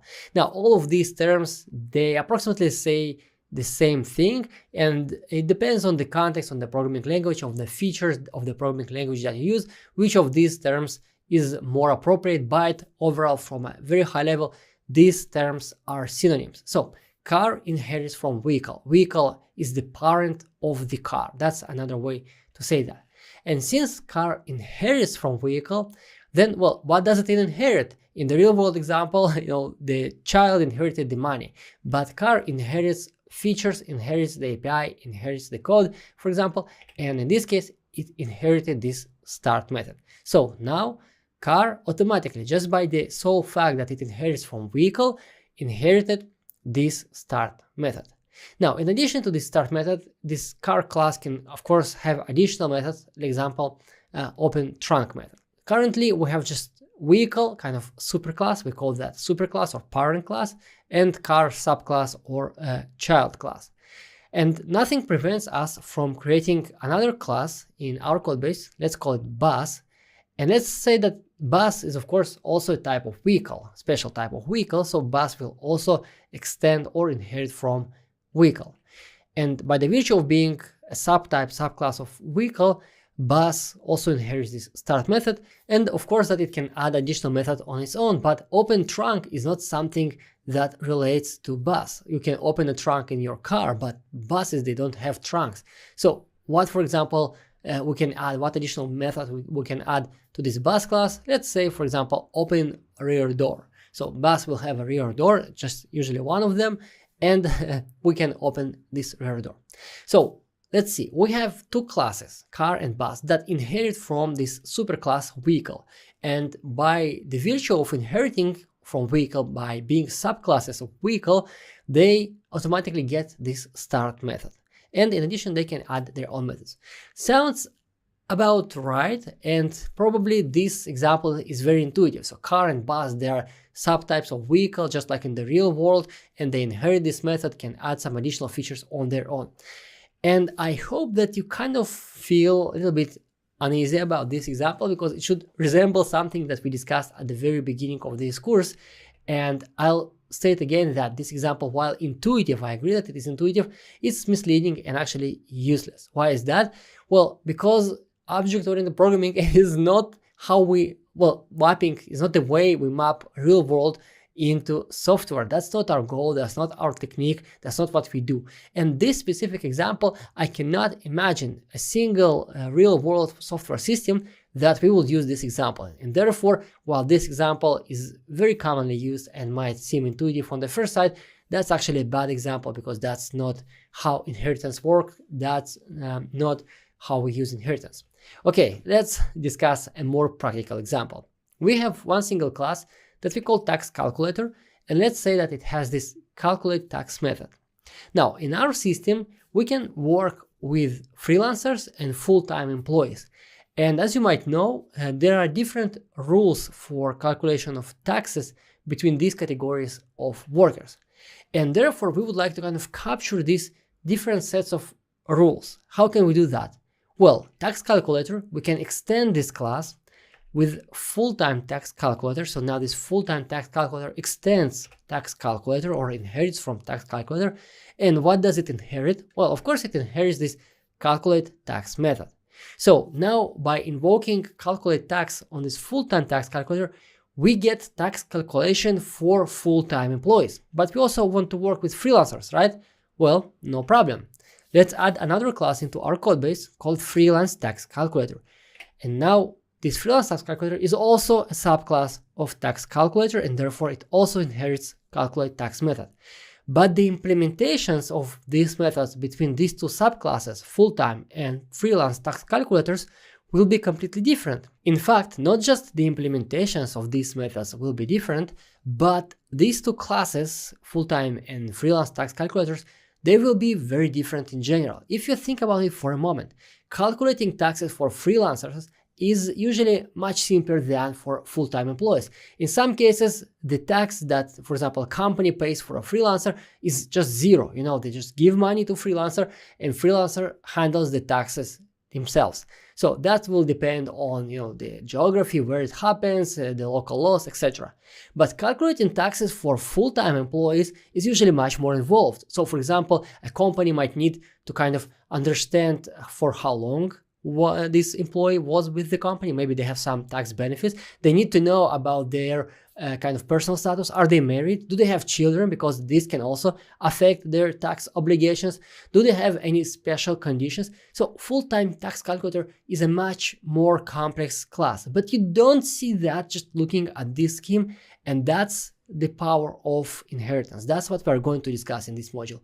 How can we, well, first of all, why would we leverage it? And then how can we leverage the power of this concept, provide alternative implementations that can be so much different in their complexity, in their implementation, and what benefits all of that gives us. Hopefully you understand the very high level of inheritance at this point. Don't worry if you kind of don't see the whole picture. We have this entire module for that. And I will just end this lecture with my very standard, very usual remark that inheritance is a more complex and powerful concept than it appears. Now, inheritance, as opposed to composition, actually does have some complexity associated with it. So the first time you see inheritance, it might look complex, but in practice, in real world scenarios, inheritance is even more complex than that. Inheritance is really a complex topic, but also a powerful topic, one of the best features of object-oriented programming. And in this module, we will discuss why is that the case and how can we leverage all this power in our applications. So all of that will be discussed in the next lectures of this module, and I'll see you then. In this lecture, we are going to discuss the difference in inheritance mechanics between statically and dynamically typed programming languages. Now, you might be tempted to skip this lecture. Maybe you work in just one single type of languages. Let's say you work just in Python and you don't care what's going on with statically typed languages, or maybe you already know what the difference is and then you might just want to skip this lecture to spare in the time. Please don't. The next 2 to 3 lectures in this course will be very difficult, very challenging, and very important. And in this lecture, I will use this comparison between statically and dynamically typed languages to make a very profound, very important observation for the overall understanding of object-oriented programming. And therefore, please stick with it. I promise that it will be interesting. So let's discuss inheritance in Java, which is of course a statically typed programming languages. So in Java, you can have a specific class like this tax calculator, and it has this one single method, calculate tax. Or you can have an abstract class, which will have an abstract calculate tax method. The difference between a specific method, concrete method, and an abstract method is that concrete method will have an implementation, and abstract method is just signatures, just high-level signature of the method. And in that case, we say that the implementations, the children of this tax calculator abstract class must have a method, must implement a method called calculate tax that returns float value. And then, in addition to class and abstract class, Java also has this construct called an interface. And an interface is very similar to an abstract class. It tells that, the child classes must implement calculate tax method that returns a float. So 3 different ways to define tax calculator here. Now, in first 2 cases, if we want to introduce a child class to use inheritance, we just introduce this full-time tax calculator that extends tax calculator. It's the same syntax whether tax calculator is a specific class, or like the first example, or an abstract class, like the second example. And the implementation of this method is also identical between these 2 cases. So we just use this override annotation and override this calculate tax method, same name, same return value, and then we provide an alternative implementation in the case of specific class if we extend specific concrete class, or we provide the only implementation if we extend the abstract class that did not have the implementation details of this method. So a class can extend another class or abstract class. That's the terminology that we use. But if we deal with interfaces, then a specific concrete class that we use will implement an interface. So a different keyword, implements instead of extends, but the implementation is similar. We have this override annotation and the same implementation details, and the class can implement interface. So these are 3 different constructs in Java and different implementation or extension mechanics between them. So that's how it works in statically typed languages. Because, what does it mean, static typing? It means that the compiler needs to check everything. So if you want to kind of extend the class, you need to explicitly say, okay, I want to extend this class, or I want to implement that specific interface. Now let's discuss dynamic typing. And for example, let's take Python, which is the most popular probably language out there today. So in Python, we can define this class tax calculator and define function calculate tax. And let's say we want to make sure that no one uses this tax calculator itself. We want to make sure that everyone uses some of the implementation, some of the child classes of this tax calculator, and therefore we will just raise an exception if anyone tries to use this tax calculator. And then we have full-time tax calculator method, which also defines calculate tax, but instead of raising an exception, it actually provides the implementation details of this method and does something to calculate tax. In every single place where tax calculator would be expected, we can just plug this full-time tax calculator and it would work. But please notice very interestingly that full-time tax calculator doesn't depend on tax calculator at all. There's no source code dependency that goes from full-time tax calculator to tax calculator. They're completely independent classes as long as the source code is concerned.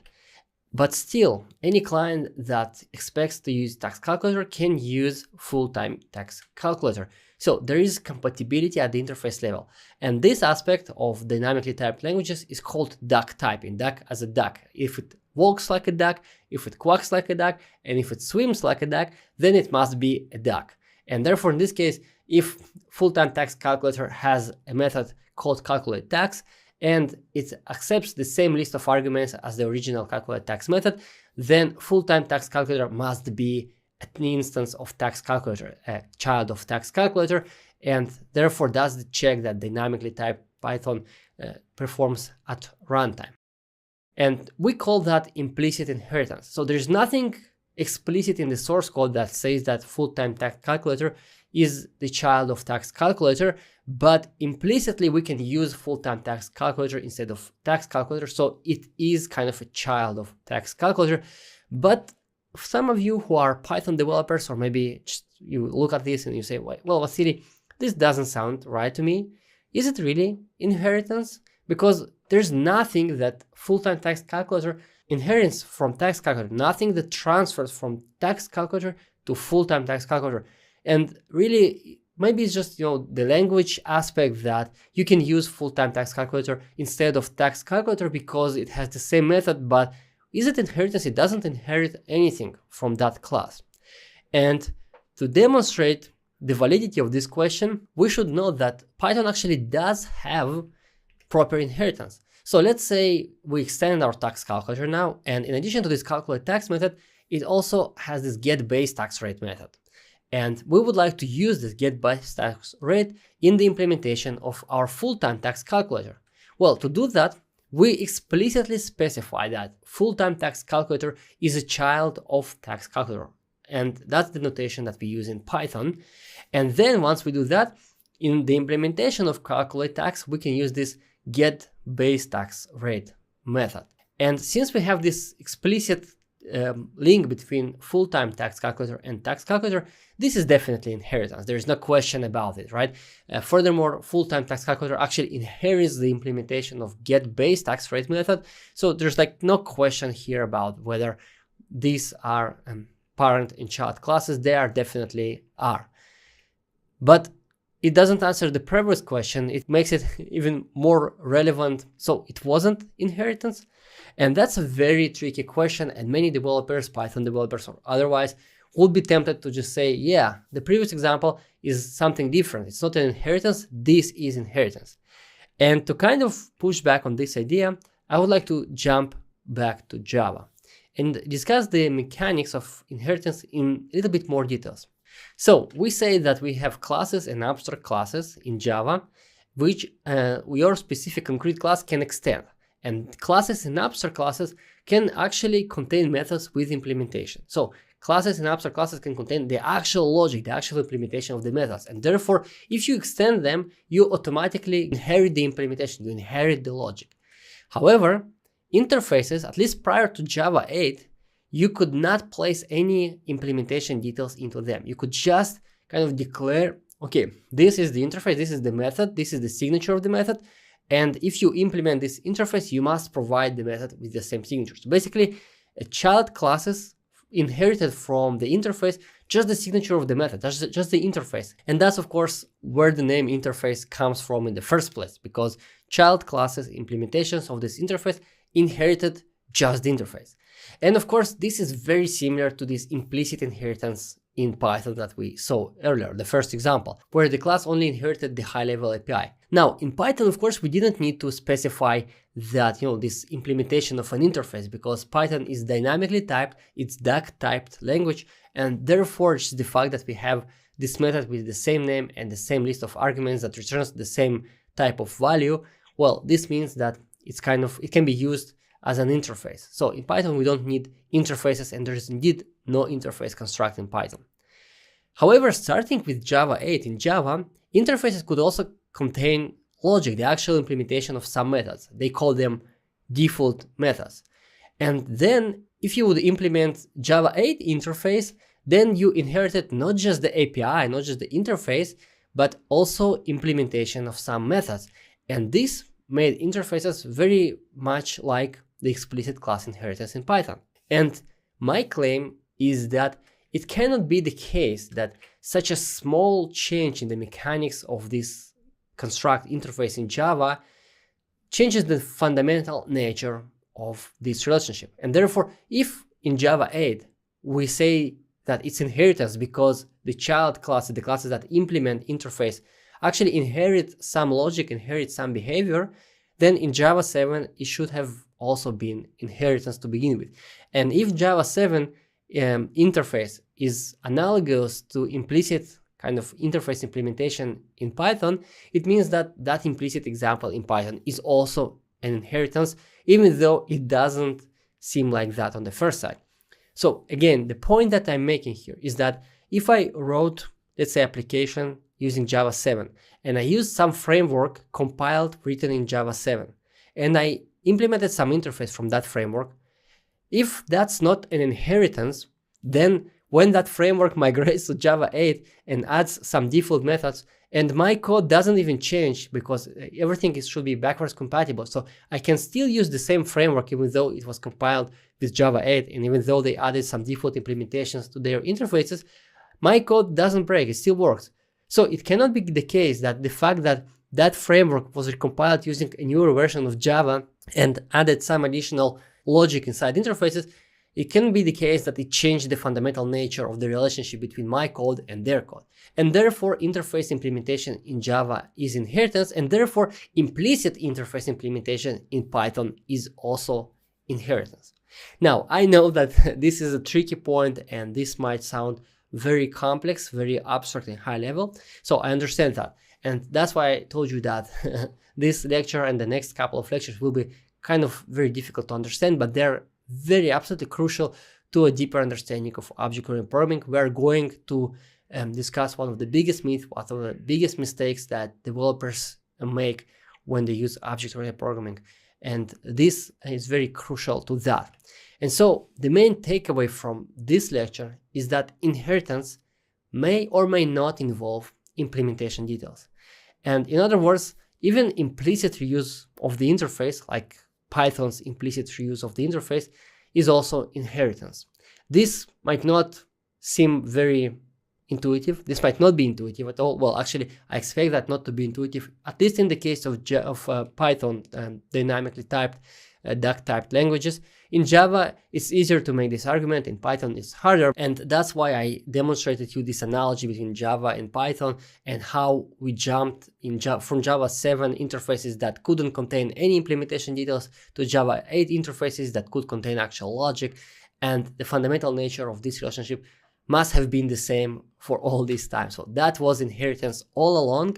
And therefore, in Python, this implicit kind of reuse of the interface is also a type of inheritance. So basically, one class inherits interface from another class implicitly without having any source code dependency. That's what duck typing allows us to do. And I will state the main conclusion again because it's so important. Inheritance may involve inheritance of logic, inheritance of source code, implementation details, or it might not. And it doesn't mean if you do not inherit any logic, any source code, any behavior, it doesn't mean that it's not an inheritance. You can inherit just the interface, just how the class is supposed to be used. That's also inheritance. And that's the main point of this lecture. And we will use this main point in the next couple of lectures to discuss something exceptionally important about inheritance. So I will see you in the next lectures then. In the previous lecture, we established, or at the very least, I hypothesized and tried to explain my point of view that inheritance may or may not involve transfer of implementation details from superclasses to subclasses, and furthermore that inheritance doesn't even require any explicit declaration. So in the case of duck typing, you get inheritance just by re-implementing the same methods, same names, same arguments. Now the question becomes, okay, but why would we use inheritance? What's the main benefit, the main selling point of inheritance? Why it is so important? And that's exactly what we're going to discuss in this module. And I'll give you the answer right away, and then we will discuss it. So the main benefit of inheritance is enabling runtime class level polymorphism. Runtime class level polymorphism. Okay, this immediately brings up the question of what's polymorphism. So let's discuss that. So the term polymorphism comes from two Greek words. One of them is poly, which means many, and morph, which means form or shape. And therefore, polymorphism in general is multiplicity of forms. Now, when we discuss polymorphism in the context of object-oriented programming, it takes on the following meaning. So runtime class level polymorphism in OOP refers to the ability to use objects that implement different behaviors for the same interface interchangeably. So we have objects that, well, they can implement different behaviors, but once they have the same interface, once they implement the same interface, this runtime class level polymorphism allows us to use those objects in our projects interchangeably. Now, this might not make sense immediately, so don't worry, we will have examples to demonstrate this point. But that's in general what polymorphism is when we discuss object-oriented programming class level polymorphism. And so let's take two examples. The first example would be from a Spring Boot framework. If I would like to handle calls to endpoint under tags URL, I can implement this kind of tags controller class. So what do we have here inside this tags controller is just one single method that's called calculate tags. And here we have many conventions, these annotations, REST controller, request mapping, and then get mapping. All that means is that this class tags controller will be invoked, this method calculate tags of tags controller will be invoked when external client sends get request, get HTTP request to /tags endpoint in our backend. That's all it means. So whenever client sends this get to the tags endpoint, calculate tags method will be invoked, and one of the parameters, well, at least one single parameter the client should provide inside the request, and that will be user ID. And then what we do? Well, first of all, we fetch the information about the user by its ID. So user will have more info. And then we use this user to obtain an instance of tags calculator from tags calculator factory. And then we use this tags calculator to calculate the tags. And then eventually we return a response to the caller, and we place these tags inside this response. So the caller basically asks for tags calculation for a specific user and receives back the actual tags that we calculated. Now, the interesting part here to note is that when we invoke this calculate tags method on the object that we received from tags calculator factory, we don't know which type of tags calculator will be used. So in the previous lessons in this module, we discussed at least two types, right? We said that we have freelance tags calculator and full-time tags calculator, but in practice we might have 20 types. Maybe we have tags calculator objects per each type of visa that, for example, this user can use. For example, they might be on a working visa or maybe student visa. So all of that is kind of abstracted out from the implementation of tags controller. All this class is concerned about is that we need to get some tags calculator and we need to invoke its tags calculation. That's all. And the details of which tags calculator is used are not here. And therefore, the type of specific tags calculator that will be used for the calculation is not determined at compile time, it is determined at runtime. So this is our backend server, and some external client asks for tags calculation, give me tags for this user ID, and at runtime, this tags calculator factory will give us one specific tags calculator that we will use. This specific class, tags controller, doesn't know at compile time which type of tags calculator it will use, and furthermore, it does not depend on them. So there can be 2 tags calculators or there can be 20 tags calculators. From the point of view of this tags controller, it doesn't matter. It does not have any source code dependencies on either of these implementations. So that's what class level runtime polymorphism means, that we can use some object through its interface, and in this case, the interface is tags calculator. Now, interface in Java is a specific construct, but this can be class, an abstract class, or an interface. I use this here interface as a general term of, like API, application programming interface of this specific one single entity, tags calculator. So this tags controller doesn't know which specific tags calculator it will use. All it knows is that they will abide by this interface of tags calculator class. So that's the first example. And let me give you another example, even more interesting. And this example comes from Android framework. So in Android framework, if you want to implement a screen, let's say something to show on the screen, you will need to extend the class called activity. So in this example, I implemented home activity, and we might guess that this is just a home screen of my application. And when I extend this activity class from the framework, I then override several methods depending on what I want to achieve. So for example, if I want to show user interface, I need to override this onCreate method, and inside onCreate, I call to set content view. And this will basically show some user interface inside this activity. And if I want to perform something when this activity starts, when my application, the screen becomes interactive to the user, I override onStart method and place my logic there. And if there's any cleanup to do when this activity stops, for example, maybe user navigates to another screen, then I override onStop method and place the kind of cleanup logic inside that onStop method.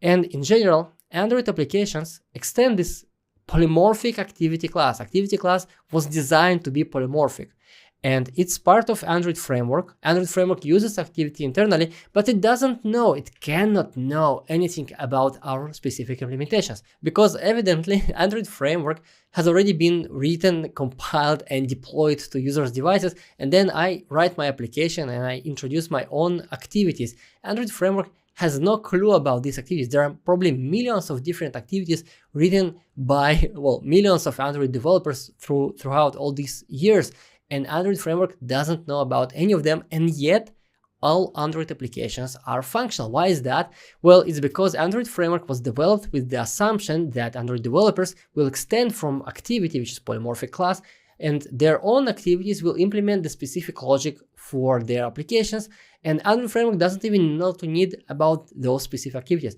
All it expects from Android developers to do is to abide by the contract of this interface, to implement onCreate, onStart, onStop, and a bunch of other methods that are part of so-called Android activity lifecycle. So Android framework does not depend on the specific implementations. It can't even know about all the specific implementations. There are so many of them throughout the years, and yet that's how Android applications are written. So this ability to use one single class internally, activity, and then for external clients to implement their own subclasses of activity, add their own logic, and then all the code that was written inside Android framework to work with activity will work seamlessly with home activity.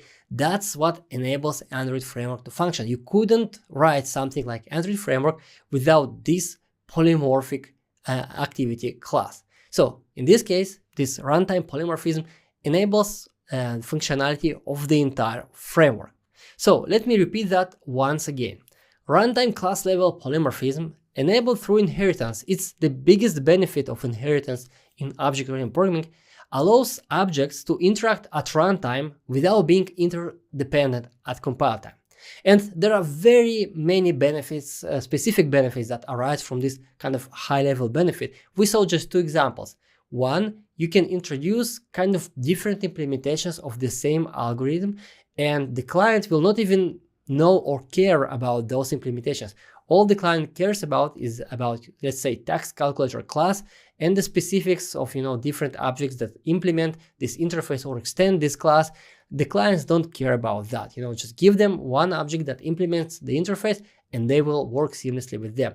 And another example that we saw is that the entire Android framework is basically built on the assumption that Android developers will extend activity class. But even though these classes are developed by Android developers and are added after Android framework was compiled and deployed, Android framework can still work with these classes because they are polymorphic implementations of the parent activity class, and therefore everything just seamlessly works. So this ability to break this dependency between compile time dependencies, between interdependency between classes at compile time, and runtime dependency, the ability for classes to interact at runtime even though they don't know about each other at compile time, is the biggest and the most important benefit of inheritance in object-oriented programming. Please allow me to repeat that once again because it's so important. It's one of the most important aspects of object-oriented programming. The ability for different objects to communicate, even though there is no compile time dependency between them, basically the ability to use this runtime polymorphism in order to implement different behaviors is the most important benefit of inheritance in object-oriented programming. It is the primary use case for inheritance, and that's what inheritance should be used for. Okay, so runtime polymorphism, break compile time dependency, allow runtime interaction. And with that, I will see you in the next lecture of this course. Alright, it's time to address one of the most common and most harmful misconceptions about inheritance. So let's discuss the relationship between inheritance and code reuse. So what misconception do I have in mind? Well, if I ask ChatGPT, for example, what's the main benefit of inheritance, this will be its answer. So the main benefit of inheritance, according to ChatGPT, in programming is code reuse. Inheritance allows a new class, known as a child or subclass, to acquire the properties and behaviors of an existing class, the parent or superclass. This means that common code does not need to be written again. Instead, the child class can simply inherit the common code from the parent class while adding its own specific features. So, according to ChatGPT, which is, you can treat it as kind of an average of all the human knowledge out there in some sense. So, ChatGPT says that the biggest benefit of inheritance is code reuse because it allows you to reuse code. And this aspect that we discussed, that child classes inherit source code logic behavior from the parent classes, is its biggest benefit. Now, as you might remember in the previous lecture, we say that the biggest benefit of inheritance is that it enables that runtime polymorphism. And now ChatGPT claims that the biggest benefit of inheritance is code reuse. So these two things can be correct both at the same time. So one of these opinions is wrong. And in my estimation, in my opinion, this notion that inheritance biggest benefit is code reuse is absolutely wrong. Not only that it's not the biggest benefit of inheritance, but that if you believe that inheritance is intended for code reuse, you will end up writing very non-optimal code. And in this lecture, we will discuss why is that. So let me show you the ultimate code reuse through inheritance. This ultimate base class, abstract class, encapsulates several methods, and each one of these methods is something common that we want to use in our application. Now, we put all of them here because some of them might be interdependent. For example, do something common 2 might use do something common, and do something common 3 might use do something common 2, for example. So we place all these methods that we want to reuse in our application inside this ultimate base class. And then, of course, we can just extend it. For example, if tax calculator needs some of these methods, then it just extends ultimate base class, and then it automatically gets access to those methods. And then we can have login use case extend this base class, and then user manager extends ultimate base class, etc, etc, etc. So basically, whenever we need one of these common functionalities that we encapsulated inside ultimate base class, we just simply extend it, and then we get all this code reuse inside other classes inside our application. And I really hope that by just looking at what I did here, you get very uncomfortable. You kind of intuitively understand that something here is very wrong about this approach. So what's wrong here? Well, even though we do reuse the code that we have inside ultimate base class, there are very clear drawbacks to this approach. First of all, we create coupling between unrelated responsibilities. The first coupling is inside this ultimate base class. It will just contain very many methods that do different things, and then at some point it will end up becoming so-called God object, too many responsibilities. But that's not all. All these classes that extend this ultimate base class, they inherit all this code. So all of them become God objects. All of them get access to very many distinct responsibilities, and therefore you can no longer say that each one of them just does one thing, carries one responsibility. So basically, you eliminate single responsibility principle in all these classes that extend this ultimate base class right away. The second problem is that you cannot extend any other class, right? Java, at least, does not allow multiple inheritance. And therefore, once tax calculator, for example, extends this ultimate base class, it can no longer extend any other class. And therefore, this will cause very simple result that more and more features that we want to share between different classes will be added into this ultimate base class. And again, it will grow and grow and grow. The third problem here is that this inheritance hierarchy is completely meaningless, right? This ultimate base class, since it's so big and contains so many responsibilities, the fact that these 3 classes extended does not carry any semantic meaning to the readers, future readers of this code, future maintainers of this code. And therefore, we just wasted this opportunity to create something meaningful using inheritance, and we created just meaningless hierarchy. And of course, ultimate base class, as we said, it will become a God object, and eventually it will become a total mess. unmaintainable mess that will be very difficult to understand, that will be very long, many lines of code, and different responsibilities will be intercoupled within this one single class. So all of that will be the result of kind of this ultimate inheritance code reuse.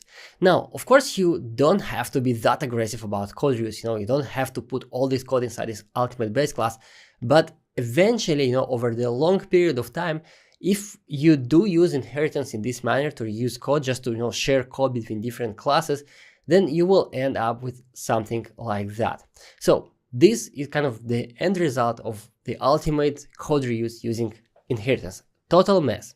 And now you might think, yeah, but professional, experienced developers, they will never do something like that. That's just something that maybe novice developers will do, and that's it. Professional developers, they will never reach this point of complexity, this kind of mess.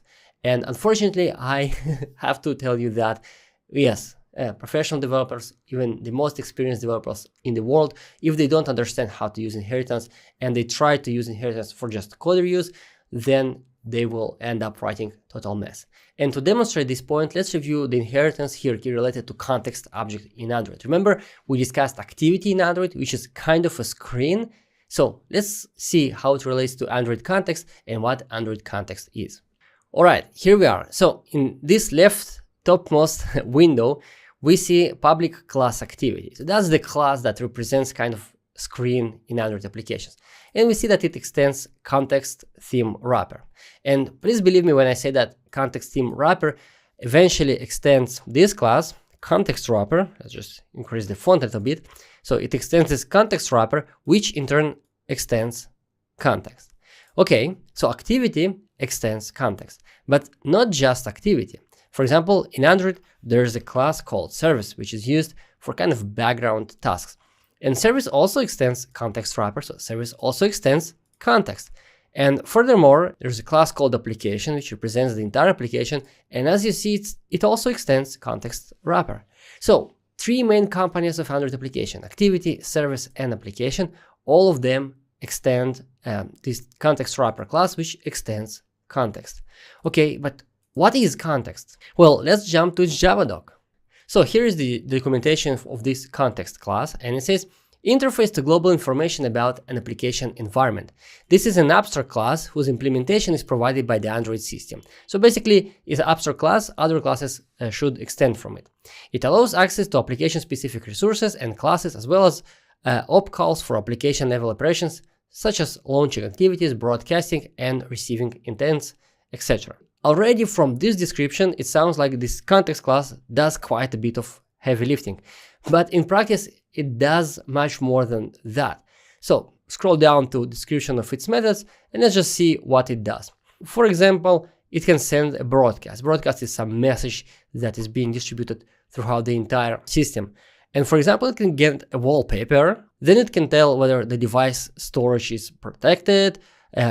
For example, it can do what? Open file input. So context actually deals with some file system operations. Interesting, right? And what else do we have here? Get package name. So it returns all kinds of information about the application. Get resources. This gives you access to all the resources, layouts, strings, dimensions inside your application.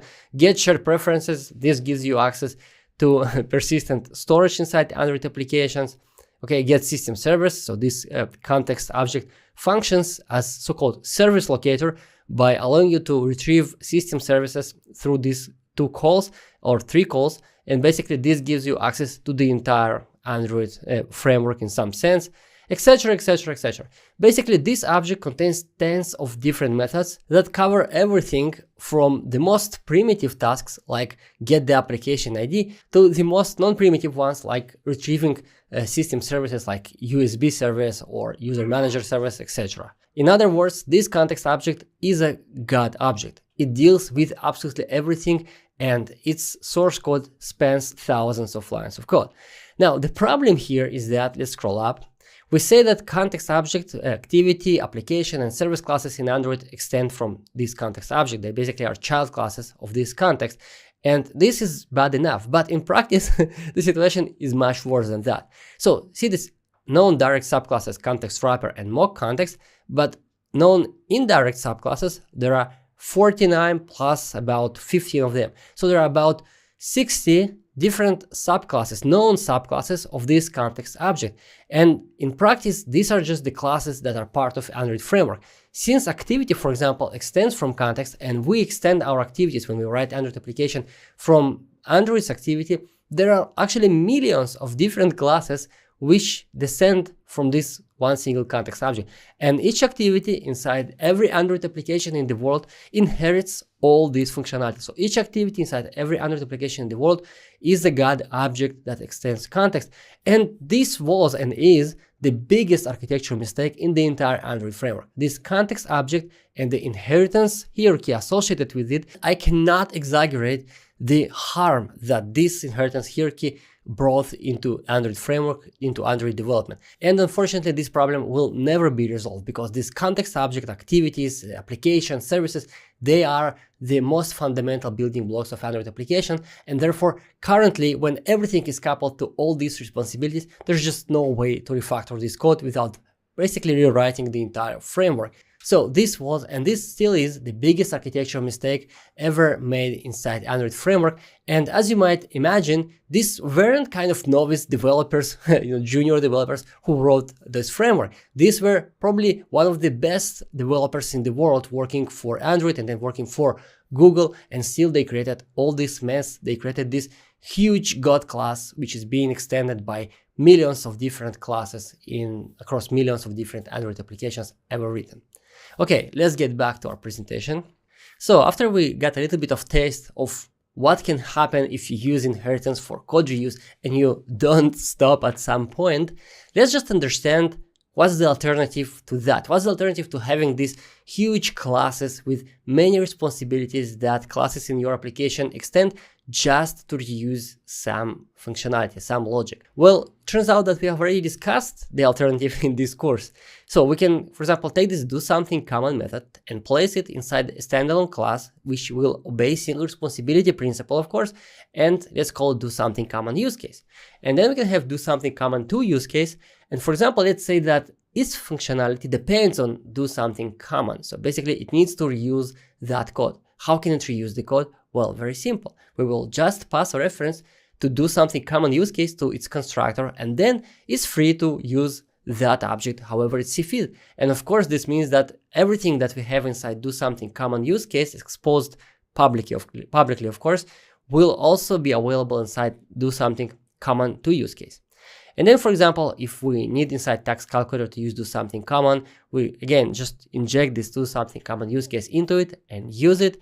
And the same goes for login use case and any other class inside our application where we want to reuse part of these features, doSomethingCommon, doSomethingCommon2, doSomethingCommon3, etc., etc., etc. We just inject these objects into other objects and use them. And that's, of course, just composition, the topic of the previous module. And turns out that composition is a better tool for code reuse than inheritance, because composition does not introduce all these problems that we discussed. And instead of leading you towards God classes and meaningless inheritance hierarchies and excessive coupling inside your application, composition actually leads you towards single responsibility principle, clean reuse of functionality, and it does not limit you in any way. Again, we discussed the challenges related to composition in the previous module, so you already know that there is some price to pay for all this goodness, but at least that price is not as bad as with inheritance. You will not end up with all this mess on your hands.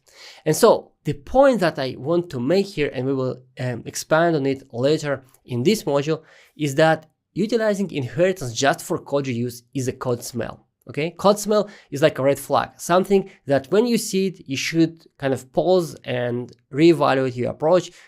Think carefully about what you are doing, because this might be a mistake. This might be a non-optimal approach. So we do not want to use inheritance just for code use. And it does not mean that you cannot reuse code with inheritance. You can. You can do it badly. You can do it in some very good circumstances where it actually helps you. But the point of this lecture is that inheritance is not a tool for code reuse. The tool for code reuse is composition, the approach that we discussed in the previous module. And therefore, this belief, very common misconception that so many developers believe in, that you need to use inheritance for code reuse. And as we saw, even ChatGPT gives you that as the primary answer, the primary use case for inheritance. That's a very problematic misconception that leads so many projects into very problematic, very dark places where, when it comes to code quality. So don't do that. We don't use inheritance just for code use. If we want to reuse code, we use composition. So with that, let's complete this lecture. That was enough of material for one lecture, and I will see you in the next one. The topic of this lecture is the idea that you should favor composition over inheritance. So we already discussed some of the problems associated with inheritance in this module, and we saw how we can use composition instead. But there's kind of a general, larger idea that you should favor composition over inheritance that many software developers hold, they believe in it. And I would like to address this idea, explain where it comes from, and what's the right and wrong ways to interpret this assertion. So let's begin by understanding where this idea comes from. There is a book called Effective Java. That's one of the classical books about Java, but in my opinion, it's much more than that. It's one of the best books about object-oriented design in general. I highly recommend this book, even if you are not a Java developer. I have this book right there on my shelf. It's close to me because I often refer it and I open it when I create courses, etc. So amazing book. The layout of Effective Java is basically a list of so-called items. So each item is a chapter, and item 18 inside Effective Java is titled Favor Composition over Inheritance. So that's where the idea that inheritance is bad originates from. Now, this kind of catchy name for this chapter, Favor Composition over Inheritance, gave rise to a lot of misconceptions around inheritance that so many developers believe. And I believe that they believe those misconceptions just because they didn't actually read the book. They just maybe heard about, the title, the name of this chapter, or maybe they heard other developers discuss this aspect. But the general misconceptions that are very widespread out there is that, first of all, inheritance is bad and should be avoided. So we saw in this module how inheritance can be abused, but there's also the other extreme where developers just don't want to use inheritance because they believe that it's bad. And the other idea is that inheritance isn't scalable. Basically, that if you use inheritance, then at some point your project will reach a scale where that inheritance will become problematic, or that every use of inheritance can be replaced with composition. And this misconception, I kind of blame Joshua Block, the author of Effective Java, for it, because the title of this chapter, Favor Composition over Inheritance, kind of sounds like you should always use composition instead of inheritance, but actually Effective Java, the book itself, does not express any of these ideas. And actually it expresses completely different set of ideas inside this chapter. And I would like to kind of quote the main aspects of the ideas expressed in this item 18 inside Effective Java, just to give you the perspective on that and to prepare you to stand your ground when you will want to implement inheritance hierarchies, and there will be a developer, sometimes very high-level senior developers. Recently, I reviewed kind of a talk by Amazon's principal engineer where he said that, inheritance isn't scalable. So even principal engineers at Amazon can hold some of these misconceptions. So you should be prepared to kind of discuss and address these fears. And therefore, let's discuss several quotes from this chapter of Effective Java. The chapter opens up with the following assertion: inheritance is a powerful way to achieve code reuse, but it's not always the best tool for the job. Used inappropriately, it leads to fragile software. So inheritance is a powerful tool to achieve code reuse. First of all, powerful tool, it doesn't sound like inheritance is bad. It's a powerful tool, so sometimes you can use this powerful tool.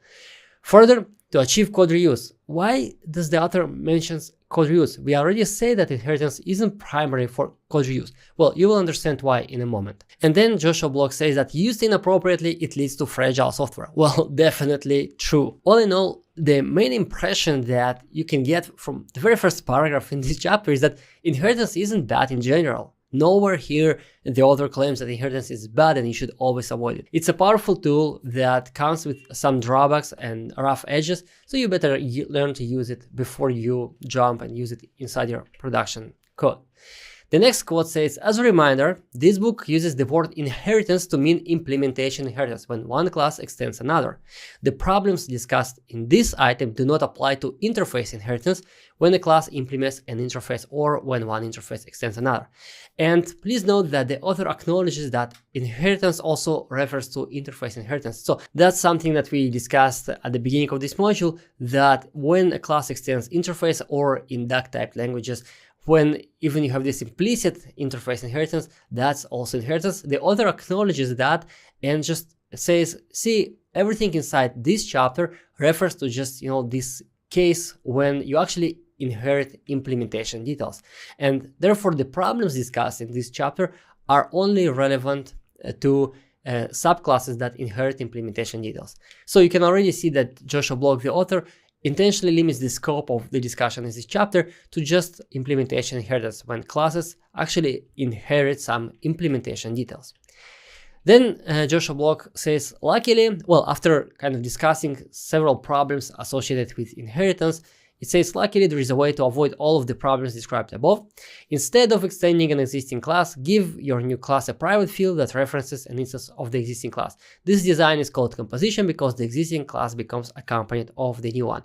Well, nothing of that is new to you. You saw exactly how we do that. We saw exactly why it's better. So composition is a better alternative to inheritance in many cases. We discussed this aspect in great details in the previous lectures. And then the next quote says, inheritance is appropriate only in circumstances where the subclass really is a subtype of the superclass. In other words, a class B should extend class A only if an is-A relationship exists between the two classes. Now, what author does here is kind of very casually sneaking in the notion of a subtype. And the notion of a subtype is actually extremely complex notion. So what does it mean for a subclass to be a subtype, and in which cases the subclass will not be a proper subtype of a superclass? So basically, implicitly, you see that you can have an inheritance hierarchy where the subclass is not a subtype. And what does it mean? All of that is extremely complex. The principle that deals with the notion of a subtype is called Liskov substitution principle. So Barbara Liskov, who actually won a medal for this work, she wrote a seminal paper, academic paper. So it's an entire academic paper written in very high-level math notation that discusses what it means to be a proper subtype. And Liskov substitution principle is part of the solid principle, so-called solid principle of object-oriented design, and I have a course about that. It's one of the most complex aspects of object-oriented design. Liskov substitution principle is very complex stuff. Very difficult to understand, takes a lot of time. We are not going to discuss this here. If you are interested in that, if you want to go down that rabbit hole, you have my solid course. But here I will just mention that I disagree with the author, with Joshua Block, because he kind of conflates the notion of a subtype with is-A relationship. So subtype is something different and is-A relationship is something different. And I know that for Java programmers, disagreeing with Joshua Block, who is kind of, the god in the Java universe, is heresy. But yes, I think here he kind of cut some corners and uses this notion of a subtype informally. So generally speaking, what he says here is that inheritance should be used to model meaningful type hierarchies, not just for code use. You do not use inheritance when the subclass is not kind of an instance of a superclass. So if there's no is-A relationship between the subclass and the superclass, your inheritance hierarchy is flawed. That's not the proper use for inheritance. And we saw that, right? If we just use inheritance for code reuse, we do not establish a meaningful inheritance hierarchy. We do not have this is-A relationship between the subclass and the superclass, and this will lead to problems, to huge problems down the road. And that's exactly what this point says. The next quote says, there is one last set of questions you should ask yourself before deciding to use inheritance in place of composition. So basically, Joshua Block says, well, you can use inheritance, but before you do, just ask yourself that. Does the class that you contemplate extending have any flaws in its API? If so, are you comfortable propagating those flaws into your class API? Inheritance propagates any flows in the superclass API, while composition lets you design a new API that hides this flow. And of course, we saw a striking example of this kind of rule violated. And I'm talking about context hierarchy in Android, of course. We saw how the authors of Android framework, who are kind of Googlers, professional, the best programmers in the world, took this God class context that has so many responsibilities and decided that every Android application in the world should override these activities and services which extend from context. Basically, they forced this inheritance hierarchy on all Android developers in the world, and since context class is so goddamn bad and so awful, all of its flows were propagated into all of the Android applications that have ever been written and will ever be written. So in this case, if Android authors would just be aware of this single paragraph, would just understand what it means, they could have avoided that. And of course, this context hierarchy in Android should have been avoided because the flows of this God class were propagated into millions and millions and millions of activities, services, and other components inside the Android framework and inside Android applications that have ever been written for Android framework. Very bad decision, and this paragraph deals with that. If your class is bad, if it has bad API, if it's, for example, legacy code, and even if it's an is-a relationship and you would like to extend it, just reconsider that, because once you extend this class, all of its flows will be propagated down to its children. That's exactly what happened in Android, and that was the biggest architectural mistake that probably consumed billions of dollars in development, debug time over all these years. And the last quote that I would like to bring to you here is the summary. So Joshua Block says, to summarize, inheritance is a powerful, but it is problematic because it violates encapsulation. Why it violates encapsulation? Well, because the subclass immediately gets access to implementation details of a superclass, so there is implicit, well, explicit even coupling between these two classes, and there is no encapsulation. So it is appropriate only when a genuine subtype relationship exists between the subclass and the superclass. Again, I kind of disagree with the use of subtype here, and I would say it is appropriate only when a genuine is-a relationship exists between the subclass and the superclass. Basically, only if the result of using inheritance will be a meaningful inheritance hierarchy, where the subclass is an instance of a superclass and not just, inherits from the superclass to reuse some code from the superclass. Only then inheritance is appropriate. In all other cases, you're probably better off using composition.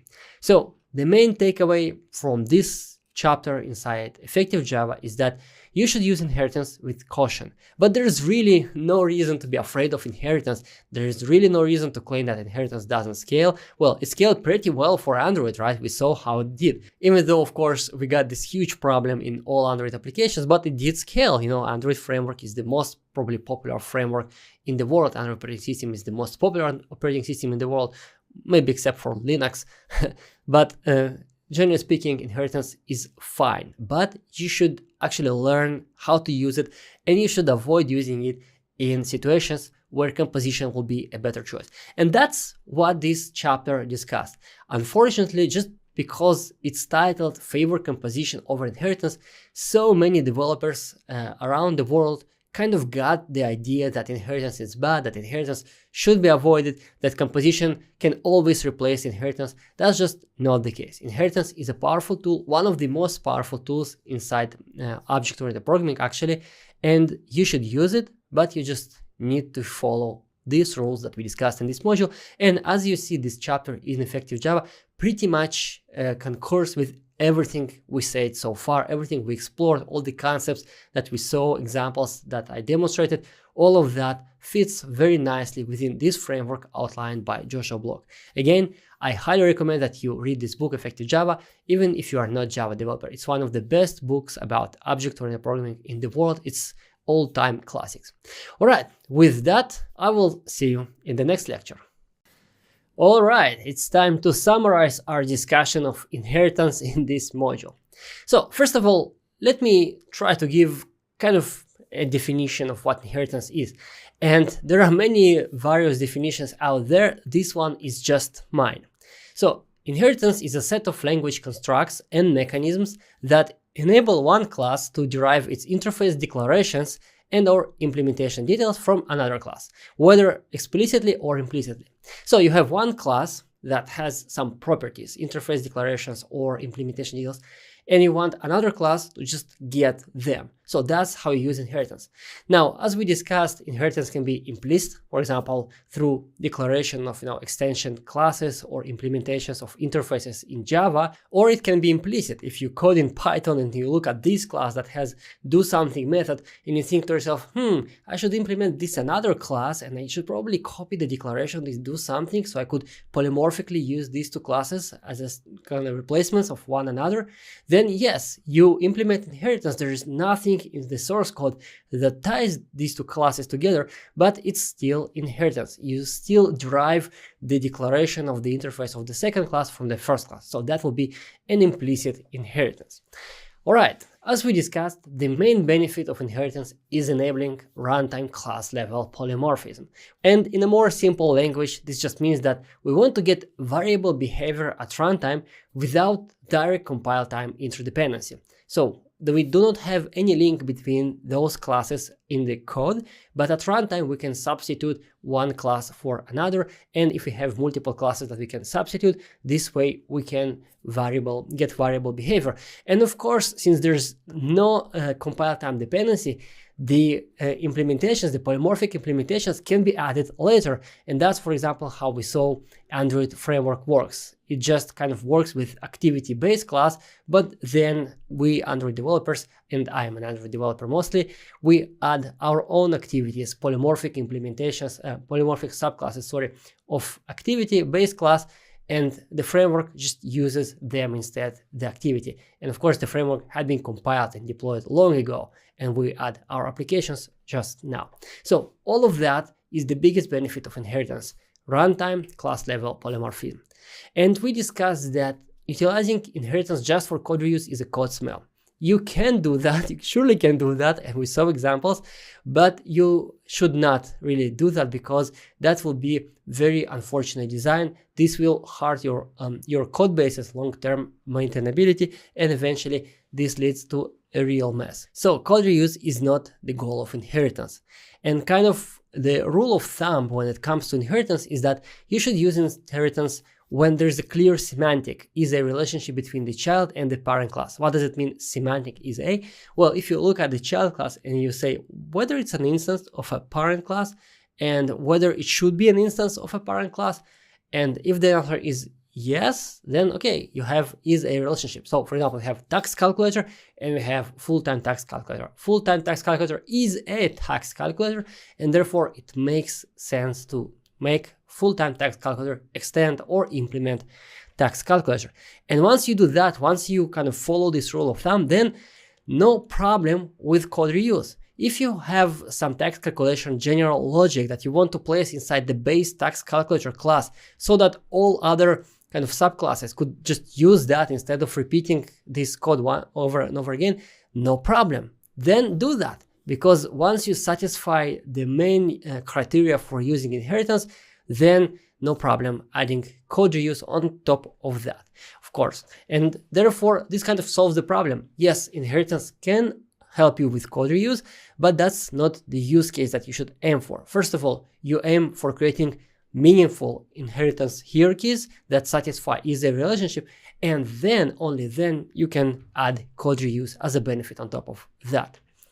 All in all, the main takeaway from this module, well, aside from all the theoretical concepts and warnings and how to use inheritance and how not to use it, kind of the main high-level takeaway from this module is that inheritance is a powerful and essential tool which should be just used with caution. We saw that there are some rough edges, there are some pitfalls when it comes to inheritance, but now once you know about them and you know how to use inheritance properly, you really shouldn't be afraid of this tool. There is absolutely no reason to be afraid of inheritance. Inheritance is essential. Every time you implement polymorphic, let's say, callback interface, observer design pattern, strategy design pattern, we will discuss this later in this module.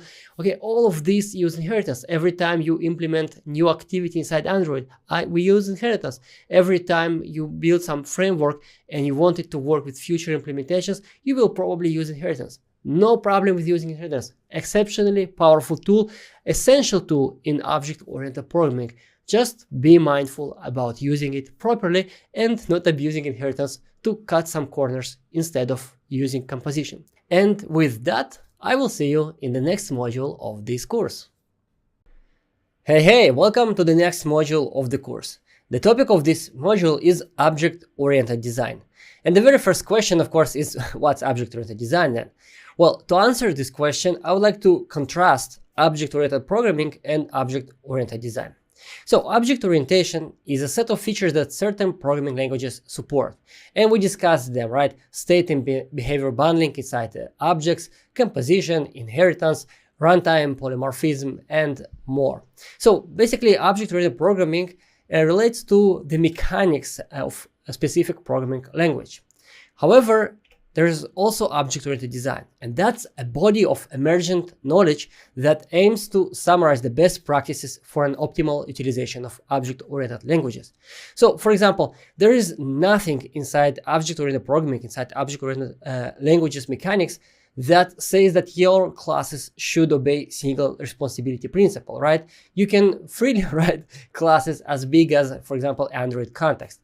But we learned over the years that that's probably not the best approach for writing software, and there are very clear drawbacks associated with that.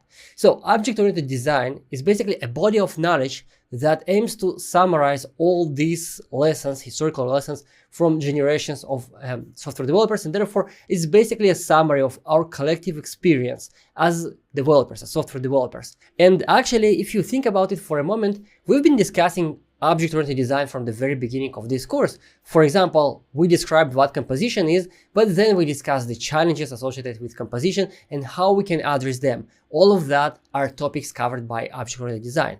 And then, for example, in inheritance, we discussed the mechanics of inheritance and also described the challenges and the solutions, and when composition is more favorable than inheritance. All of that are also topics covered by object-oriented design. So it's not like we are making any switch right now. We've been discussing object-oriented design throughout this entire course, but now I would like to kind of take a step back from the low-level details and have a very high-level look at the goal of object-oriented design and give you some very high-level ideas that should kind of frame your understanding of what it means to properly and optimally utilize object-oriented languages. So that's our plan for the next lectures in this module.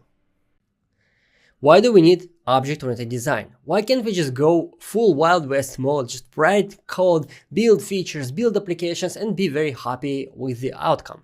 Well, it boils down to this large code-base problem. So let's start with an observation that hopefully we can all agree about. So we humans are limited in our mental capacity. So we have very limited mental capacity when it comes to keeping stuff, well, in memory, in context. And for example, that's why you can memorize 4 digits, you can memorize phone numbers, you can memorize your ID number. But if someone would ask you to memorize, let's say, 100 digits, well, most of us will probably never be able to do that. Some of us can, but these are very special human beings. And therefore, when dealing with code bases that has up to, let's say, several hundreds, maybe even several thousands lines of code in it, most of us can keep its entire context in mind. So you can be intimately familiar with the code base that has several hundreds lines of code. And whenever, for example, bug arises, you immediately know where to fix that. And you know which companies are there, you know where to go when something needs to be changed, etc., etc., etc.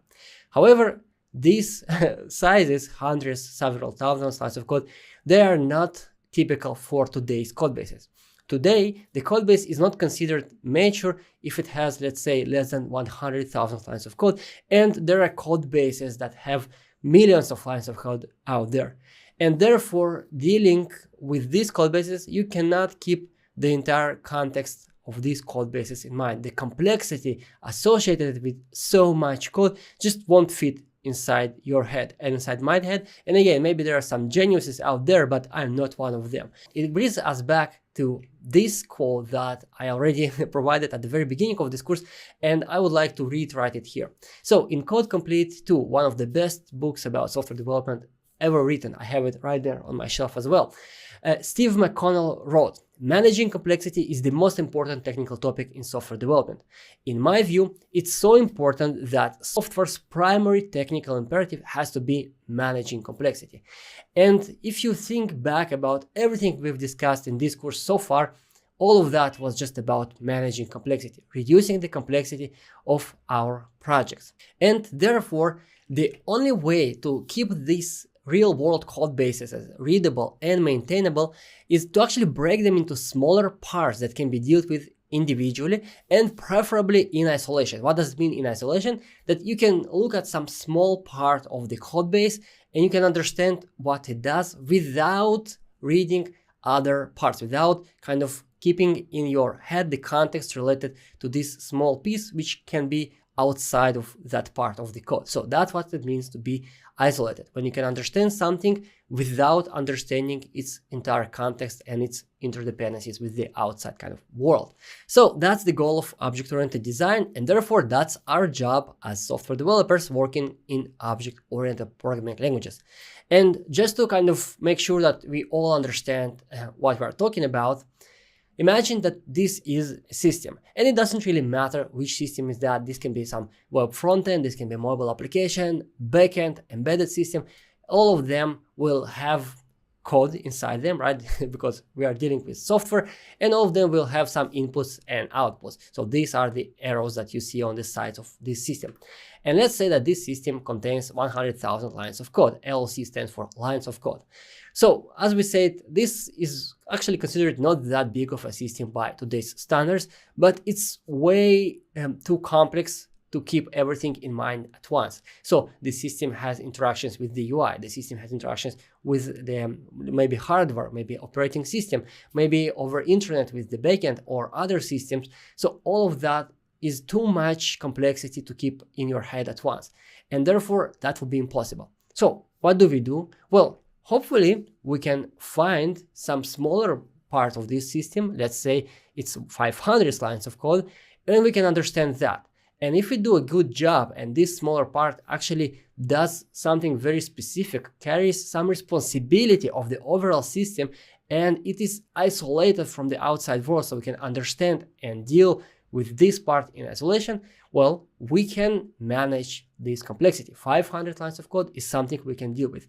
And therefore, the name of the game in object-oriented design, in programming, the name of the game to achieve maintainable software that human beings like me and you can deal with, understand, maintain, and enhance, the name of the game is boundaries. So we want to establish clear and hopefully very rigid boundaries around various companies inside our monstrous code bases so that we could deal with these companies individually and preferably in isolation. So that's the high-level goal of all these best practices that we call object-oriented design. And with that, I will see you in the next lecture. Now let's discuss one of the most important concepts for you to understand as a professional software developer. And this concept is called abstraction. So what abstraction is? Well, abstraction is a wrapper around or a representation of a concept that hides irrelevant details and exposes only the properties we are interested in. So abstraction is some repackaging of a concept that hides the irrelevant details and exposes the properties that who are we? Well, the client of that abstraction. The abstraction is targeted at someone, and the client is interested in some properties, and abstraction exposes those properties. Now, I know that this might sound a little bit confusing, so let me give you a real-world example. We have a laptop, right? All of us, we have laptops. And we can use laptop using keyboard, touchpad, screen, and maybe also we need to know something about the operating system that powers that laptop. And that's basically it, right? Once we know how to use these components, we can actually do something with this laptop. However, in practice, a laptop is an enormously complex machine, but we can still use it using these very simple interfaces, right? Basically, we can reuse and leverage the work of thousands upon thousands of people who worked on the hardware and the software of this amazing machine using keyboard, touchpad, screen, and knowing some basics about the operating system. Isn't this amazing? And I know that we take this for granted today. We are accustomed to this level of abstraction. But if you Google the images of the first computers, well, there was no abstraction there. You had to actually work with computer bit by bit, and there were tens of people operating these machines, plugging in wires to represent bits, then feeding perfo cards to represent programs, etc. Today, we don't need to deal with any of that. We have just laptop.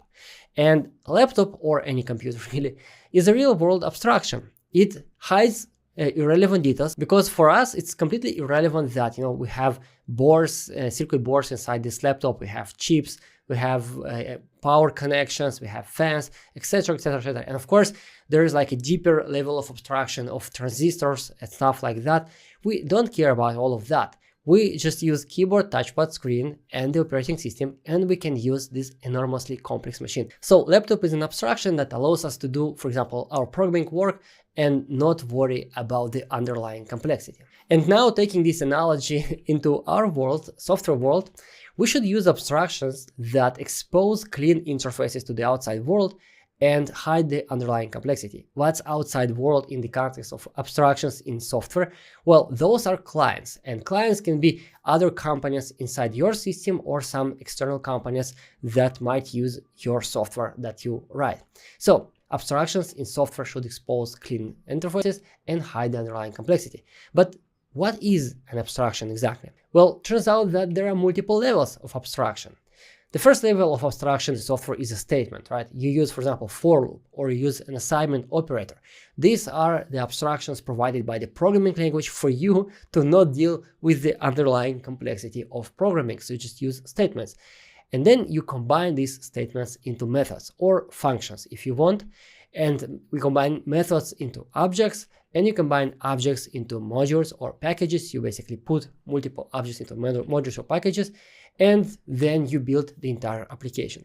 Now, this is just an example of a hierarchy of abstractions. And for example, in other systems in your software stack, you might have additional levels of abstraction in between or outside of those that I depicted here. But this example should give you kind of the understanding that we don't deal with just one single abstraction. We always deal with multiple levels of abstraction, and every level has something specific to do.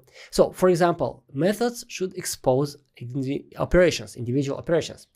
And then objects, as we discussed, should expose responsibilities, and hopefully every single object inside your application will expose just one responsibility.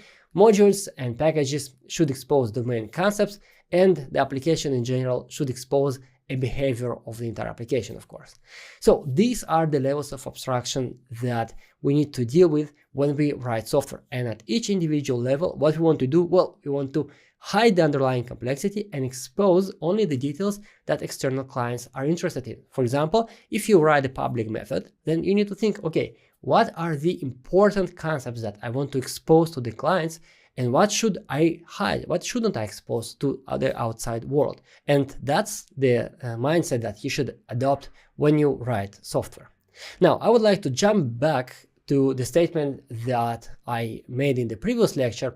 The only way to keep code bases readable and maintainable is to break them into smaller parts that can be dealt with individually, preferably in isolation.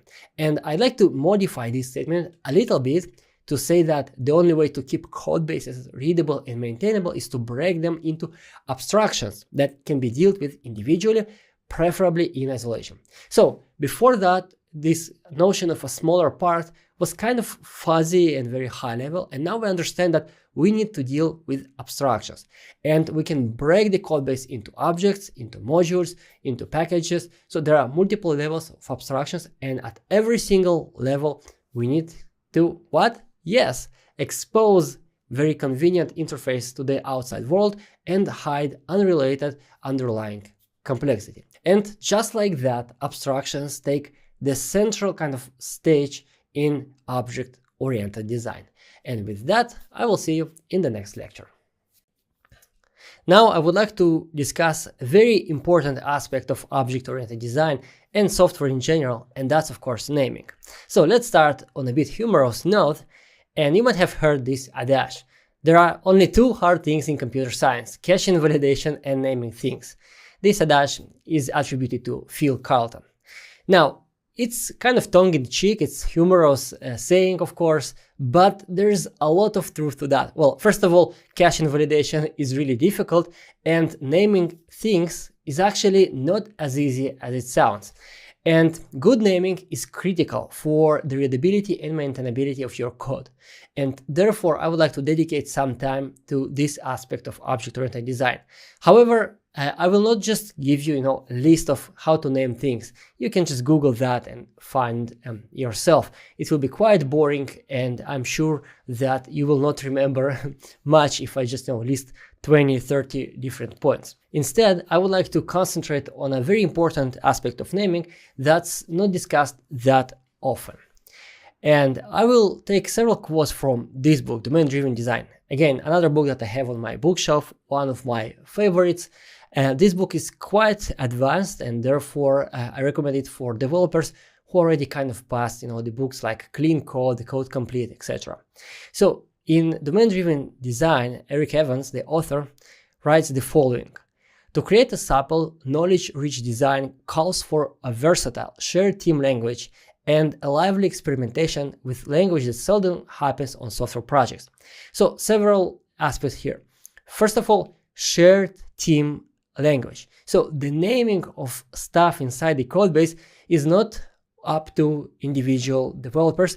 It should be something shared by the entire team. This applies to various conventions. Like, for example, you saw that in my projects, I use this use case convention to designate a class that encapsulates one single flow. And this also applies to much more important aspects that we're going to discuss here, and that's the names derived from the business domain that the application targets. And in the context of business domain, and domain-driven design is really mostly about, kind of integrating business domain into your software development process. So Eric Evans in that context says that domain experts should object to terms or structures that are awkward or inadequate to convey domain understanding. Developers should watch for ambiguity or inconsistency that will trip up design.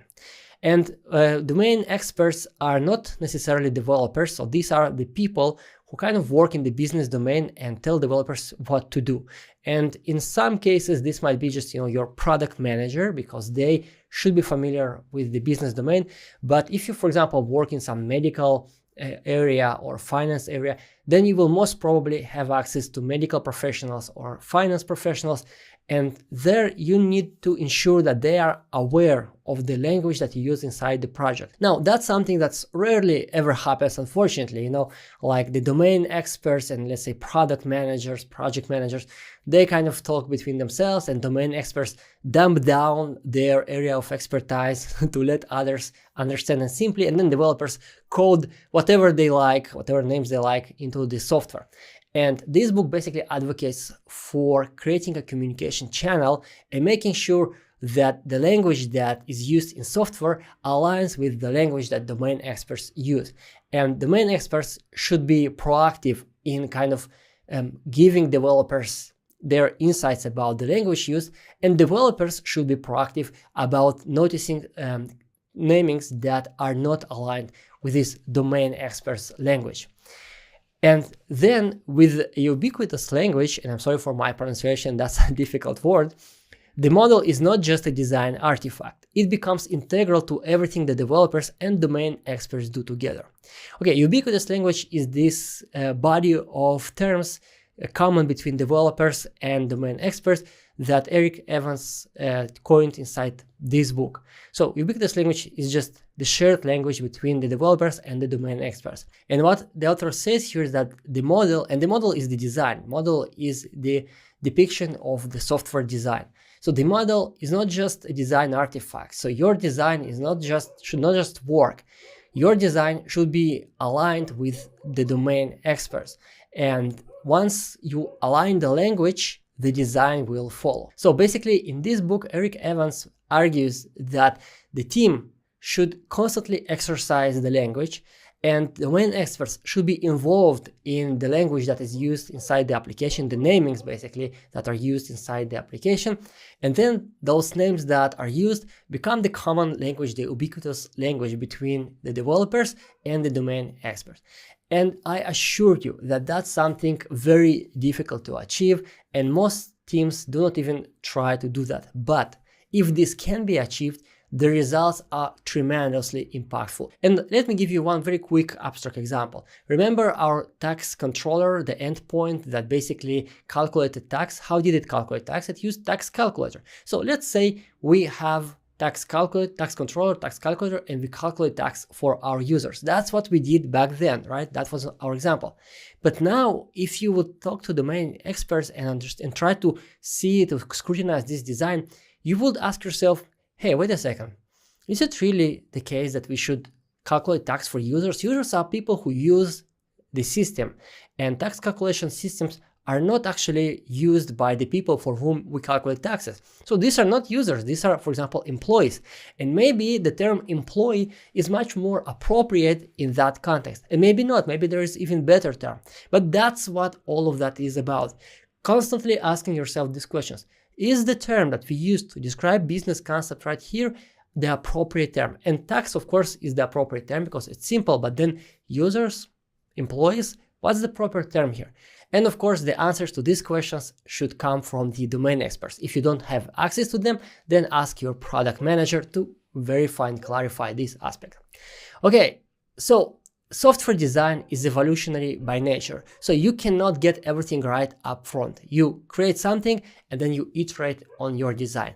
And therefore, the naming must be evolutionary as well. And you will not always get it right for the first time. And therefore, it's so important to constantly ask these questions. Is this the right term? Am I using the correct name? And then go and ask domain experts or some proxy to domain experts to verify that the names that you use inside your software are aligned with the overall names used by domain experts in that particular business domain that your system targets. And that's the most important advice that I can give you in the context of naming. And if you follow it, you will discover how powerful this technique, this concept of a ubiquitous language is.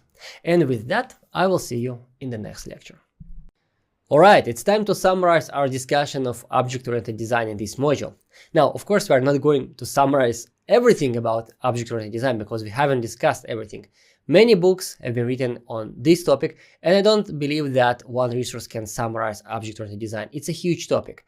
But my goal in this module was to cover the less known, the less kind of popular aspects of object-oriented design, because I do believe that many developers will benefit from understanding and clearly seeing the high-level goals, the high-level aspects of object-oriented design, and then all the various techniques that we've been learning throughout this course and will keep learning in the next modules will just fall in place. Because if you don't have this high-level big picture, it's very difficult to organize your understanding. But once you understand the goal, the high level, everything else just falls into the place.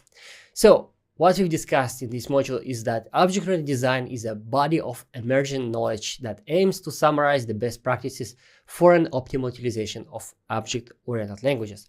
So body of emergent knowledge, it's not some kind of a theory derived from axioms.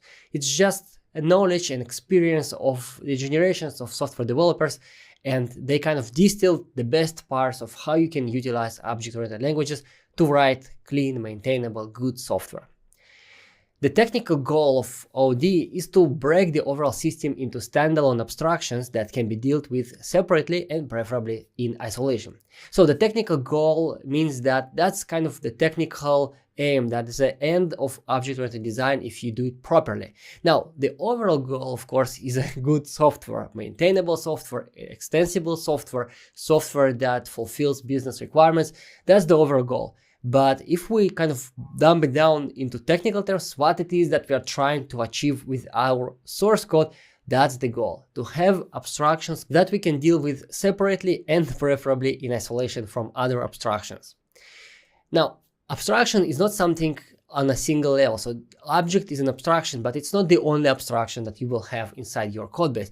There are multiple levels of abstractions, and you need to apply the best practices to every single level. So basically, that's what makes our job as software developers so difficult. At every single level, you have a set of best practices, and you need to keep in mind the big goal, but also at the same time optimize the local smaller abstractions. So that's all on you as a software developer. That's why we are so highly paid professionals. And when it comes to naming, and naming is important in general, but when it comes to naming, the most important and most impactful best practice that I saw in my career was to align the names inside the source code with the business domain terminology. Now, this might sound like, yeah, duh.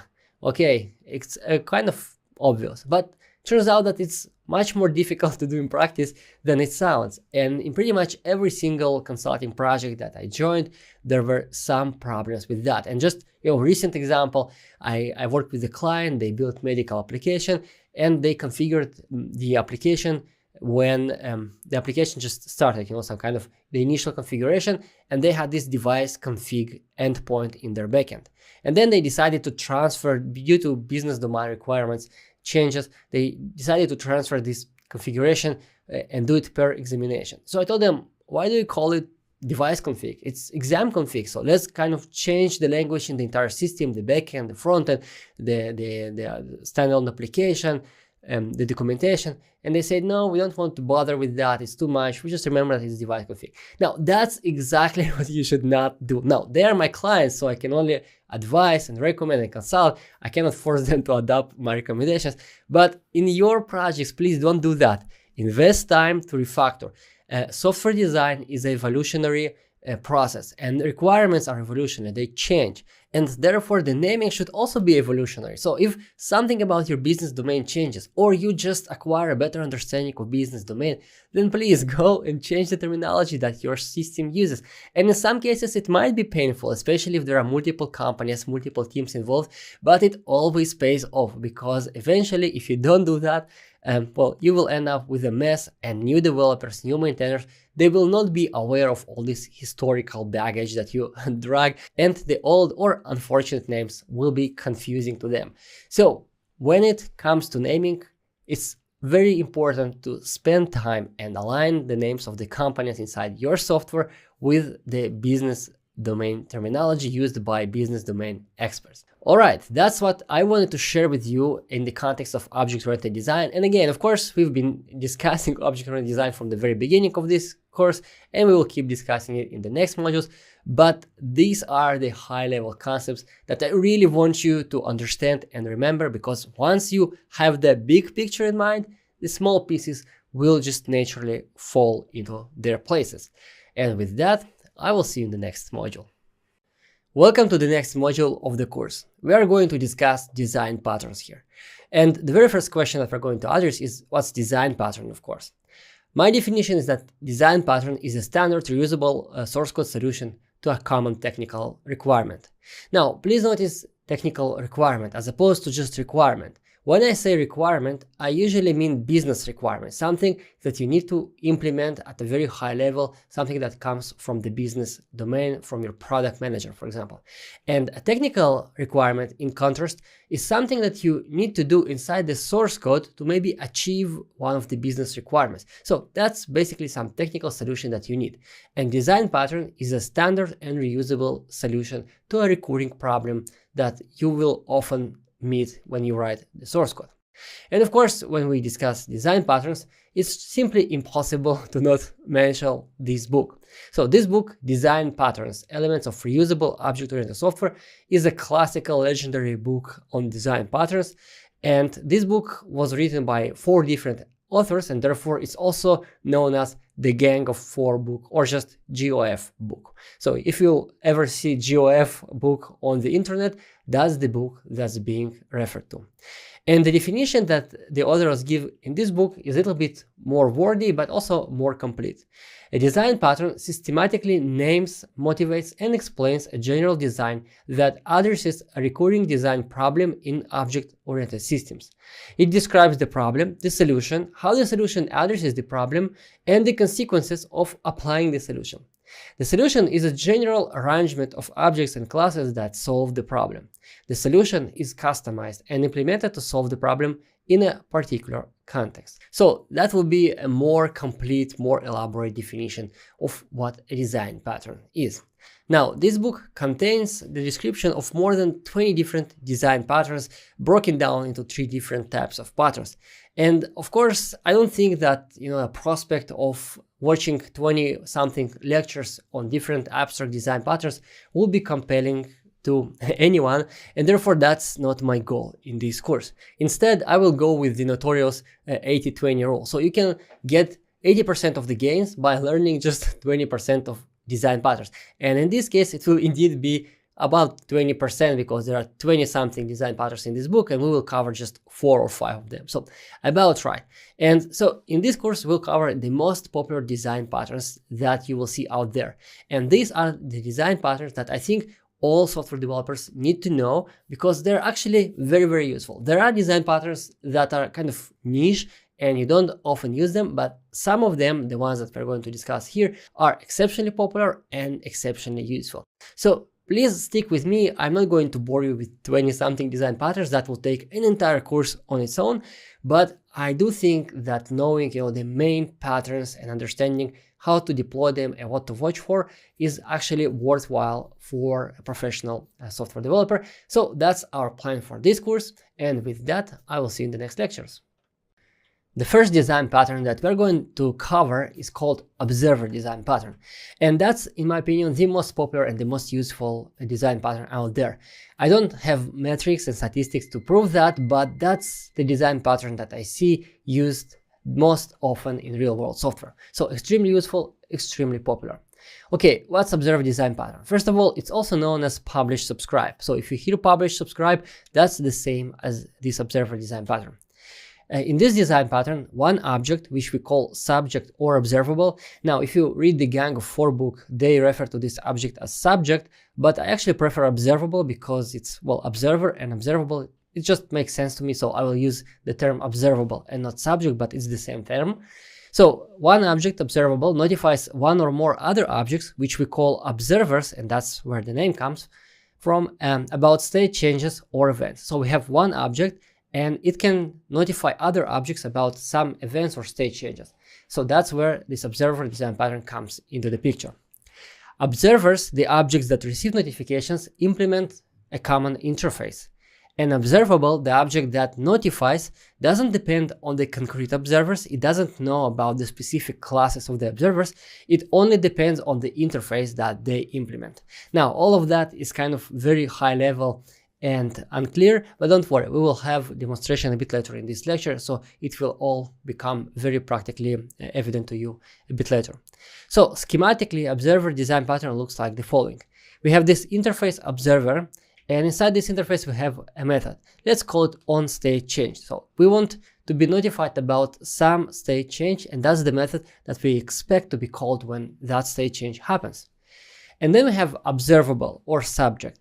And this object is actually responsible for notifying the observers.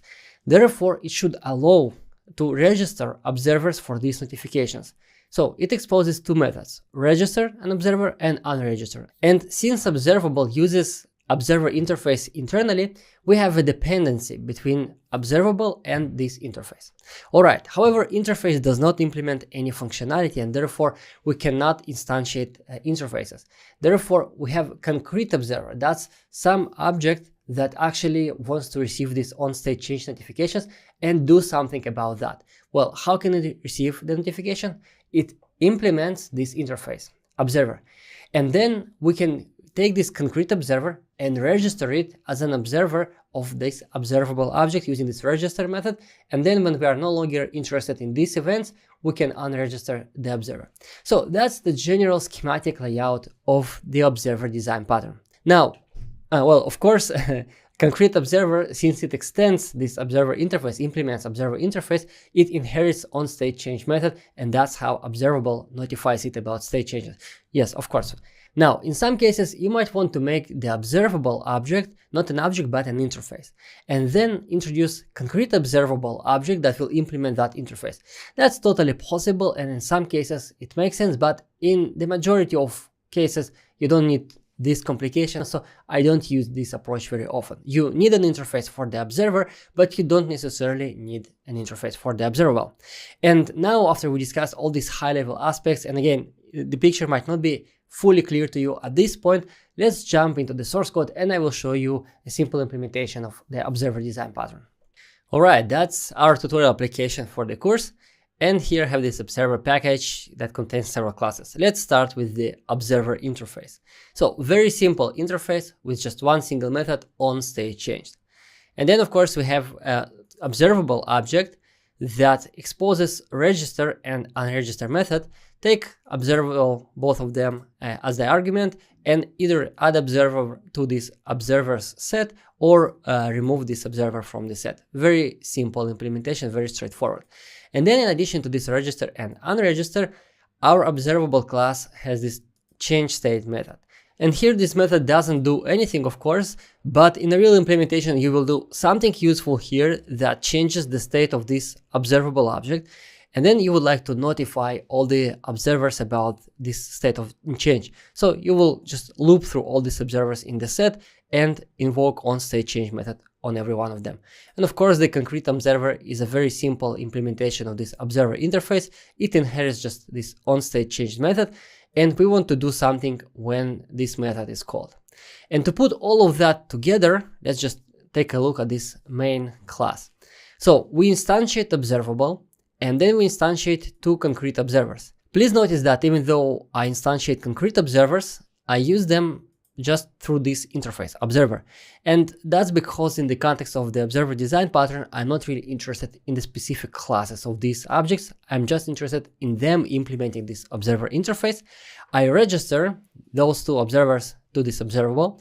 Then I call this change state method that does something that changes, well, supposedly the internal state of my object, and then notifies the registered observers, which will be observer 1 and 2 in this case. And then after they receive the notification, I unregister both of these observers from this observable. And that's the classical implementation of the observer design pattern in Java. Alright, now that we saw the basic implementation of the observer design pattern, let me show you two common variations on the basic theme. So the first variation is observer with data as part of the notification.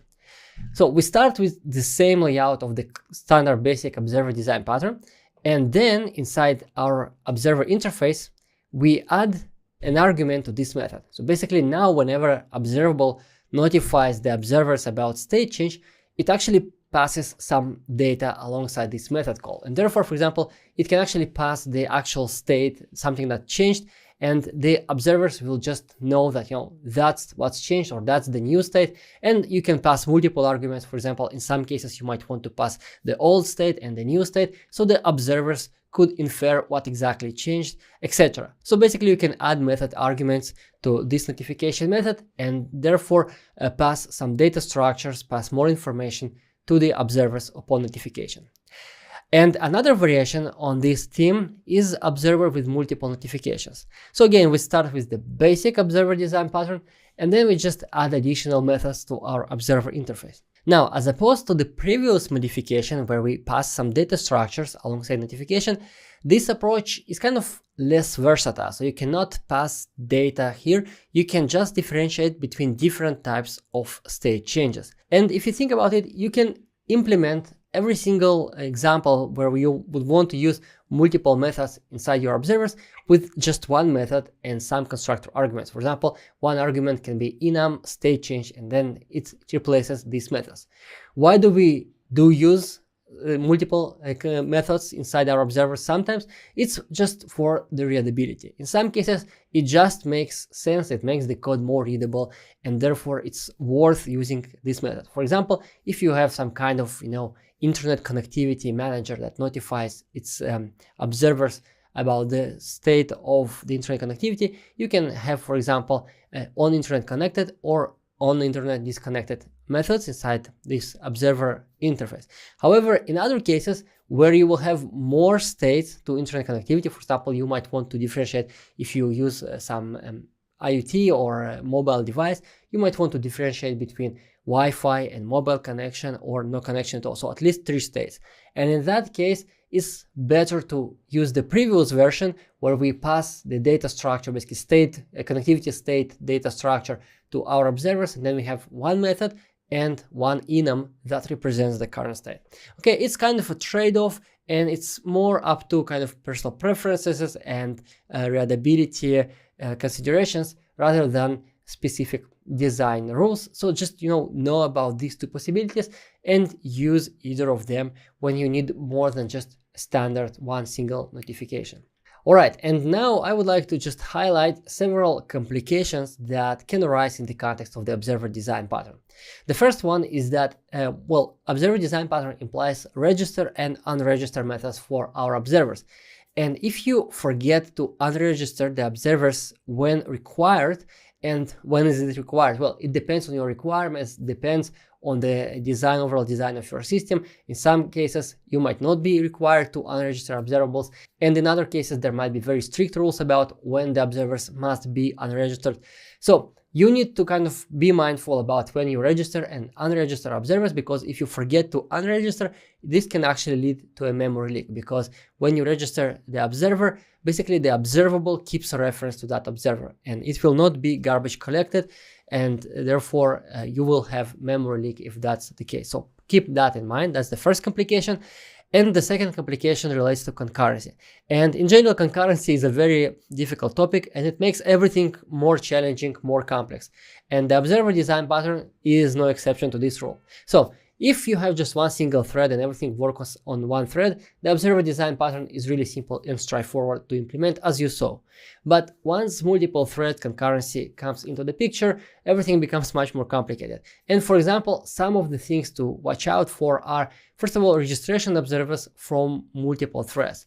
And in that case, if you register observers from multiple threads, then at the very least, you might want to make sure that the observer's data structure, that data structure that holds this set of observers inside the observable, is thread safe. Another complication is notification of observers on a different thread. So observers register on one thread, but internally this observable notifies them on a different thread.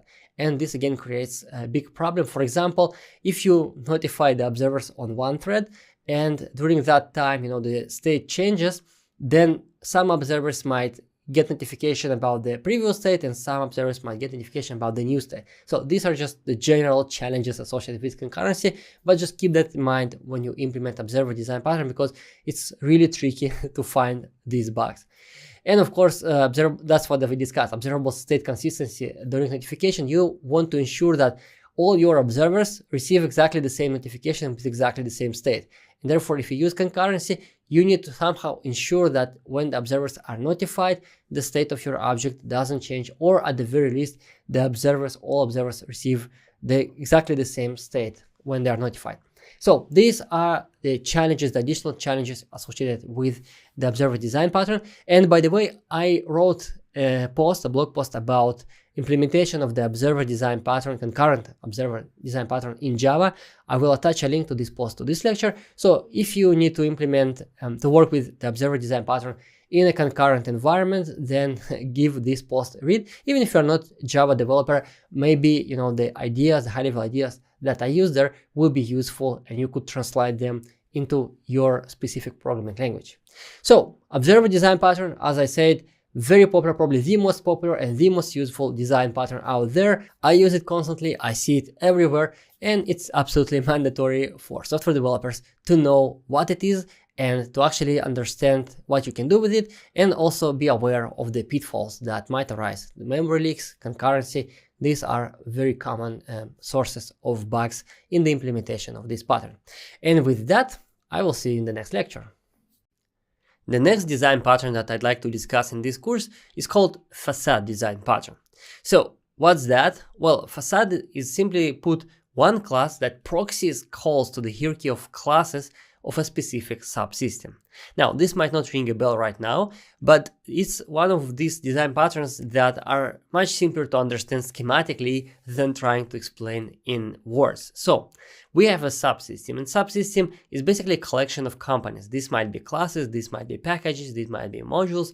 It's something that achieves a higher level business goal. So for example, if I would write an accounting software, subsystem might be something that deals with taxes inside that specific program. And we have a bunch of clients that are interested in some features of this subsystem, and therefore they use those companies that this subsystem contains. Okay, that's a very straightforward and simple way to integrate between clients and some subsystem. What facade design pattern offers is a little bit different approach. So we still have the same exact subsystem and we still have the same clients. But now we introduce one additional component, one additional class, and that's the facade. Now, it's not mandatory to call that class facade. In fact, you should probably call it something else depending on the, for example, the nature, the business nature of your subsystem. But here schematically, I just call this class facade.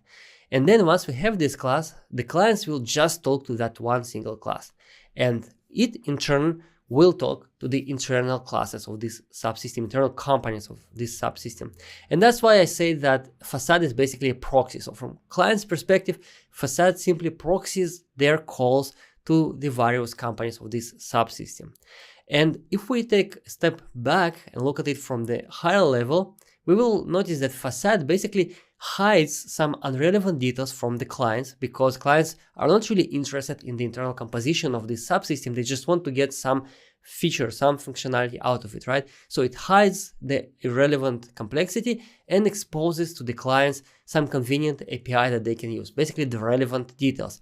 And it doesn't even have to expose exactly the same API. It might have some translation logic, so it might actually even compensate for some deficiencies in the APIs of the subsystem. So facade hides complexity and exposes just the relevant details, and this should ring a bell for you, right? So exactly, facade is just an abstraction over several companies. Facade is an abstraction of this subsystem from the point of view of the clients. So notice how all these kind of abstract terms like an abstraction just pop up everywhere and are actually very useful once you know them and you know what to look for. So facade is just an abstraction over subsystem from the point of view of the clients of that subsystem.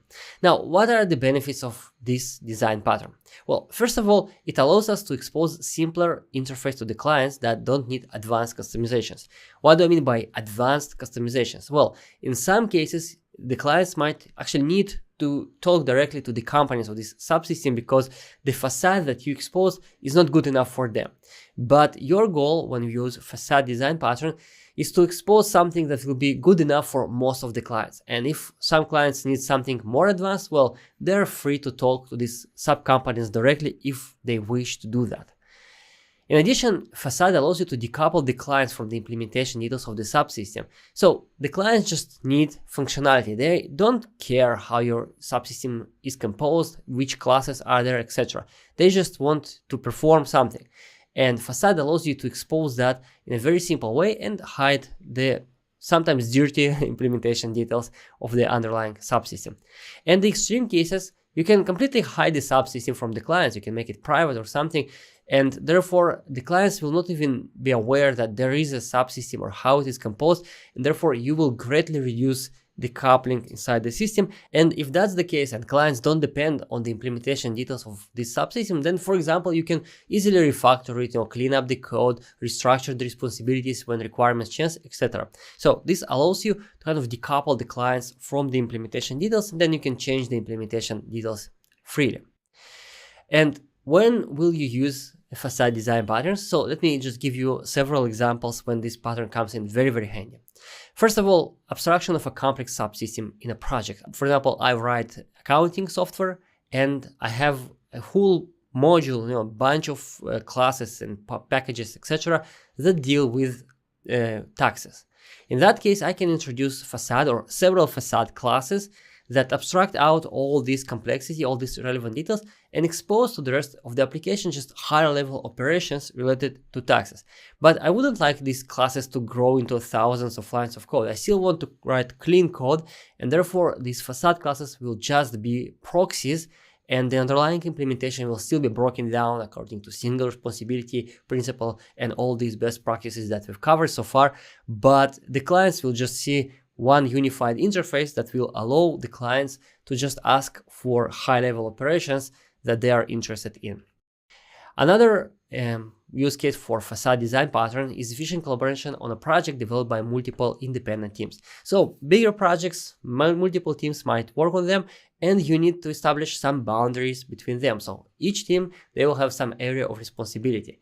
Now, you don't want one team to understand the entire design of the other team. You don't want them to go and intimately know about the classes, and you don't want to write documentation for all the classes that you might have inside this team's area of responsibility. So what do? Well, you establish facades between those teams. So team A basically gives one facade class to team B with proper documentation, clean interface, very convenient for team B to use. And this facade class is all team B knows about. So that's the single integration point between those two teams. And if there are any problems, all of them will be kind of discussed in the context of this facade class. But team A knows that, this facade proxies to something very, very complex, their domain of expertise, their area of responsibility, and they will change and maintain that as they see fit. As long as this facade class is stable and doesn't change, team B doesn't need to be concerned with anything team A does internally. And of course, third-party libraries and frameworks, that's where this specific benefit comes very, very handy. So if you develop something that other developers will use, you most probably want to have some kind of a facade, unless it's something really, really simple. But if it's anything that's more complex than, let's say, 5-6 classes, then usually you don't want your clients to know about all these classes and how to wire them together, etc. You want to give them one single class that they can just use inside their projects, and whatever you do internally doesn't care. They don't really care about that. They just want to perform high-level operations. And the last use case that is actually very, very important and very, very useful, maybe one of the most useful use cases for facade design pattern, is when you refactor your code. Now, code refactoring is something that developers, in my opinion, should do routinely. You should constantly refactor your code when requirements change, when you get deeper insights into your business domain, when you just notice that your code becomes a little bit messy, go on and refactor. But unfortunately, and that's not what happens usually. Usually what happens is that legacy code is left to rot, and it generally grows complex and more complex over the years.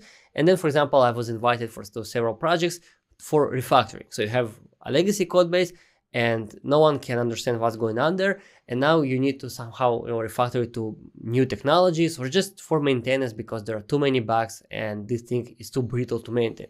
What do? Well, you cannot refactor everything at once. And in that case, what you might find very useful is to, you see some area in the code which is really messy and you don't even understand how to approach that refactoring. But you notice that you can kind of enclose that area. You can introduce a facade class between that area of code, between that, let's call it subsystem, and the rest of the code. And then you can make this facade class, the API of this facade class, more friendly, cleaner than the APIs that legacy code provided. So you basically abstract out that piece of legacy code, you provide a cleaner API to the rest of the application, and now you can refactor other parts of the application according to your plan while not being bothered with the implementation details of that legacy part. So you can basically use cleaner, nicer APIs while just leaving that part for now in isolation. And maybe you wouldn't like to refactor it at all. Maybe it's so complex and so poorly written, but still works. So you don't want to touch that. And there's the decision that this part, that's the legacy code, we have it enclosed behind facade, so no one talks to that part. It just works. So let's leave it there to just do its own thing. It doesn't change that often, and it's not worth the risk to try to refactor that. That's also a very reasonable trade-off to make during these refactoring projects. And in that case, facade class will allow you to kind of hide all this messy code, expose cleaner API, and the rest of the application you can refactor it and make it cleaner while not being bothered with that messy part. One of my favorite use cases for facade design pattern by far. So these are the situations when you can use facade design pattern with the great benefit. And as you saw, facade design pattern is really, really simple. There is nothing complex about it. And I don't often say something like that about software. You will rarely ever hear me saying that something is simple, but facade design pattern is indeed very simple, but underused one. Unfortunately, many developers don't even know that facade design pattern exists, so they don't think in these terms and they miss opportunities to leverage this very simple design pattern to achieve some very big gains. And now hopefully you will look for all these places where you would like to abstract out a subsystem, introduce a facade, and take advantage of that, maybe in conjunction with some refactoring of the API, making facade, translate from the old API to a cleaner new API. And then you will notice that with very small effort investment, you can achieve impressive results. And that's why I like this design pattern. That's why I thought that you should know about it too. And with that, I will see you in the next lecture. The next design pattern that I would like to discuss in this course is strategy design pattern. So the definition of this design pattern is that of a family of classes that share a common interface and encapsulate alternative implementations of some algorithm. So we have a family of classes that share common interface, inheritance, and those classes encapsulate alternative implementations. You have algorithm and it can be implemented in multiple various ways, and each individual class encapsulates just one of these specific ways to implement that algorithm. Now this might sound very abstract and high level, but we've already actually seen an implementation of strategy design pattern in this course. Let me remind you about that. So we have tax calculator, and that will be, let's say, an interface, and two concrete tax calculators, full-time tax calculator and freelance tax calculator, that implement this interface. So both of these classes, concrete tax calculators, they obey by the definition of this interface. They have this calculate tax method, but evidently each of them encapsulates a different implementation of the same algorithm. Well, not the same algorithm, but the algorithm that has the same goal, the same end result, calculate taxes. And just to remind you how we use this tax calculator hierarchy. So for example, here we have tax controller, and this class, for example, is responsible for handling requests to tax endpoint on the backend and calculating the taxes for a specific employee. And please notice that I changed example a bit because previously it was written in terms of users, but then we discussed the importance of naming, and I realized that using users here is probably not the right approach, so I changed that. See, even my slides are evolutionary, so I try to adapt my language, the language that I use, to the best understanding of the concepts that I explained to you in this course. Okay, that was off topic. Let's get back to the strategy design pattern. So how do we use strategy design pattern in this example? Well, we have this tax calculator factory that returns objects of type tax calculator. And of course, the returned objects will be either full-time or freelance tax calculator objects, but the client, in this case, tax controller, doesn't need to know about that. All the client knows about is this tax calculator interface, and then the client can use the returned object to calculate the taxes. So what benefits do we get here in this example? Well, first of all, the type of tax calculator can be determined at runtime, and therefore we just get the information about the specific employee, and then we don't need to know about all the tax calculator strategies that we have in our system. We just kind of pass this employee information to the factory, we get some tax calculator back, and we can use it right here. Furthermore, tax controller, this class, doesn't depend on specific subclasses of tax calculator. So tax controller doesn't depend on specific implementations of this strategy. All it knows about is this high-level tax calculator interface. And we eliminated a huge if-else condition from this client. If you think about it, we could just write now if employee of type freelancer, and then just inline all the code for this specific strategy of tax calculation, else if employee is, we eliminated all of that. Well, we did not really eliminate, we moved it to another place. Which place? Where tax calculator factory. And if you think about it, the overall responsibility of this tax controller is not to determine which tax strategy to use, but to calculate taxes.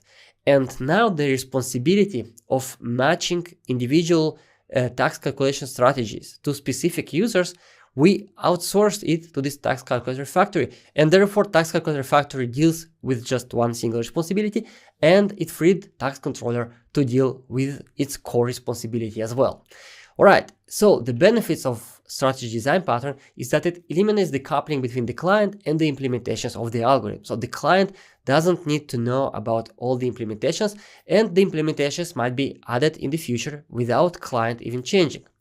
And it further eliminates the intercoupling between different algorithms implementation. So if you think about it, we could just take this huge if-else and place it in a single standalone class and say, okay, that's the implementation of tax calculation. Great. But then if the source code of each algorithm is very long, all of them will reside in a single class under a huge if-else, and that will create coupling between them. So by extracting these implementations into individual classes, we eliminated the intercoupling between the different implementations, of course. And each concrete strategy now implements just one single algorithm, and therefore it better aligns with the single responsibility principle. So single responsibility principle, when it comes to really complex algorithms, can be very, very important. And in addition, it makes it simpler to add alternative implementations in the future, of course, especially because the clients don't know anything about the specific concrete strategies, and therefore you just throw additional implementations into the mix, and the existing clients can just work with them seamlessly. And the situations when you might want to use strategy design pattern are, well, first of all, the implementation of interchangeable algorithms. And in this case, I mean algorithms like literally some sequence of steps that, let's say, process data. And an example can be, let's say, you have some critical system and you need redundancy there. You need to calculate some output in 2 or 3 different ways, and you need to make sure that all 3 alternative implementations of this specific calculation agree on the result. And for example, if they don't agree, you want to involve human being. You want to raise some exception, and a human being should tell the system what to do. So this is a very common use case in critical system and safety critical systems. And in that case, you do want to encapsulate all these alternative algorithms into standalone classes, use them as a strategy design pattern. You just have a list of these strategy objects, and you basically feed the same data into all of them, and you take their output and just make sure that the outputs are the same. In addition, you can use strategy design pattern for future behavior changes. Now, this doesn't specifically relate to algorithms. You can change the behavior in any way. It can be algorithms, it can be any, well, actually, any sequence of steps is an algorithm, but I mean, not narrowly algorithms like processing data and computations, but consider, for example, logger. You might have several implementations of logger object inside your code base. One of them might be logging locally. Another one can be logging, let's say, locally to the console. Another one can be logging locally to a system file. Another one can be logging to some remote server that is responsible for aggregating these logs. Another one can send these logs to somewhere else. So you might have several implementations of this logger, and in this case, it's also a strategy design pattern, even though the logic that we strategize is not a pure computational algorithm, but something as trivial as logging. And in some cases, when you write your application, if you have experience in the specific business domain that your application targets, you might already know that you will need a variability in the behavior in the future. And if that's the case, you as an experienced professional software developer can decide to already implement strategy design pattern, even though at this specific moment you might have just one single implementation of this algorithm. So you might not have even multiple implementations, but you still, go into the trouble of implementing strategy because you as an expert software developer know that at some point in the future, and this point might be in a week, in a month, in a year, you will need, or someone else will need, to add an additional implementation, alternative implementation, and therefore you just implement the strategy to prepare for this change in order to make sure that the clients will not need to change at all. They will be able to work with the alternative implementation. And in my opinion, this use case is one of the most important use cases for strategy design pattern that many developers just miss. So it's kind of very intuitive to implement strategy when you actually have multiple algorithms, but it's less intuitive to implement strategy when you might have just one single implementation right now, but your gut feeling or your expertise, they tell you, there will be alternative implementations in the future. And in that case, you can implement strategy for just one single concrete implementation because you know that in the future it will spare you time. You will not need to recompile your clients. You will not need to retest your clients. You will just need to provide one alternative or maybe multiple alternative implementations of this specific behavior. So very, very useful use case for strategy design pattern. And at the very end of this road of preparing for future changes, you can implement a full plugin architecture using this design pattern. So what's plugin? Well, plugin is something that implements a specific interface that the system recognizes, and well, you write your custom logic in it. So basically, you write a variable behavior under the same interface, and that's what strategy design pattern is about. So therefore, plugin architecture is also a higher level, bigger implementation of this strategy design pattern. So that's strategy design pattern in a nutshell, and I will see you in the next lecture. The next design pattern that we're going to discuss is Singleton. And this one is quite popular, quite widespread, and many developers use singletons even without knowing that this is a design pattern. So Singleton is not a new, not so surprising design pattern for many developers, but in this lecture, I will emphasize some lesser known aspects of this design pattern, and therefore I recommend that you watch this lecture even if you already, or even especially if you are using singletons in your code base today. So Singleton design pattern basically ensures that a specific class can be instantiated only once and makes this instance globally available. What does it mean? Well, it means the following. Let me show you an example. We have this user state manager class. We've seen it before, right? But now, instead of making it just a regular class, I want to make it a singleton. What does it mean practically? Well, first of all, I have this instance field, which is private static. Private means that it is not accessible from the outside, and static means that this instance is kind of a single instance per all the objects of this specific class. Therefore, this instance will basically be just one of it. And then, in order to get access to this instance, I expose this public static user state manager get instance method. So this method is also static, which means that it can be accessible from anywhere, and it is public, which means that it is open. So other clients can actually see this method and use. Whenever this method is called, please notice the logic. I check whether this single instance is null, and if it is null, then I instantiate a new user state manager, and then I return this instance. Now, what I don't show here, just to spare the space, is that the constructor, this user state manager constructor, I need to make it private in order to make sure that no other client can directly instantiate this class. And this way, the only way to get an instance of user state manager is through this get instance method. And indeed, that's the way we use it. So let's say we have login use case just like before, and somewhere inside this login method, this use case makes use of user state manager. How will it get an instance of user state manager? Well, it will simply call user state manager class.get instance. Static methods belong to the class, and therefore you don't need to have an instance of user state manager in order to invoke this get instance. So we get this single instance right here, and then we can use it inside this login method to implement whatever we need to implement. So several things to note here. First of all the callers to this get instance method will get a reference to the same object, right? Because internally inside this get instance, we instantiate this user state manager just once and only if it's null. So the next caller that we'll call get instance, this instance will not be null, and therefore it will get a reference to exactly the same object that we instantiated before. And also please note that inside this login use case, we don't have any composition, meaning that we can just kind of reach out to this user state manager class, invoke its static get instance method, and we don't need to deal with all these composition complexities that we discussed earlier. So notice that. Okay, the benefits of this design pattern are, well, basically what we discussed so far. It's a very simple way to share state between multiple objects in the application. So why would you need singleton? Well, because that object, singleton, contains some state, and you want to make sure that whatever client uses this object, they all work on the same state. So singletons are basically our way to share state among multiple clients inside the application, and it's indeed a very simple approach. Well, there are some complications, of course. If, for example, you deal with a concurrent environment, multi-threading, I will attach a link to an article about singleton in Java, thread safe singleton in Java, and you'll see that there are some complications, but fundamentally this design pattern is really simple to implement.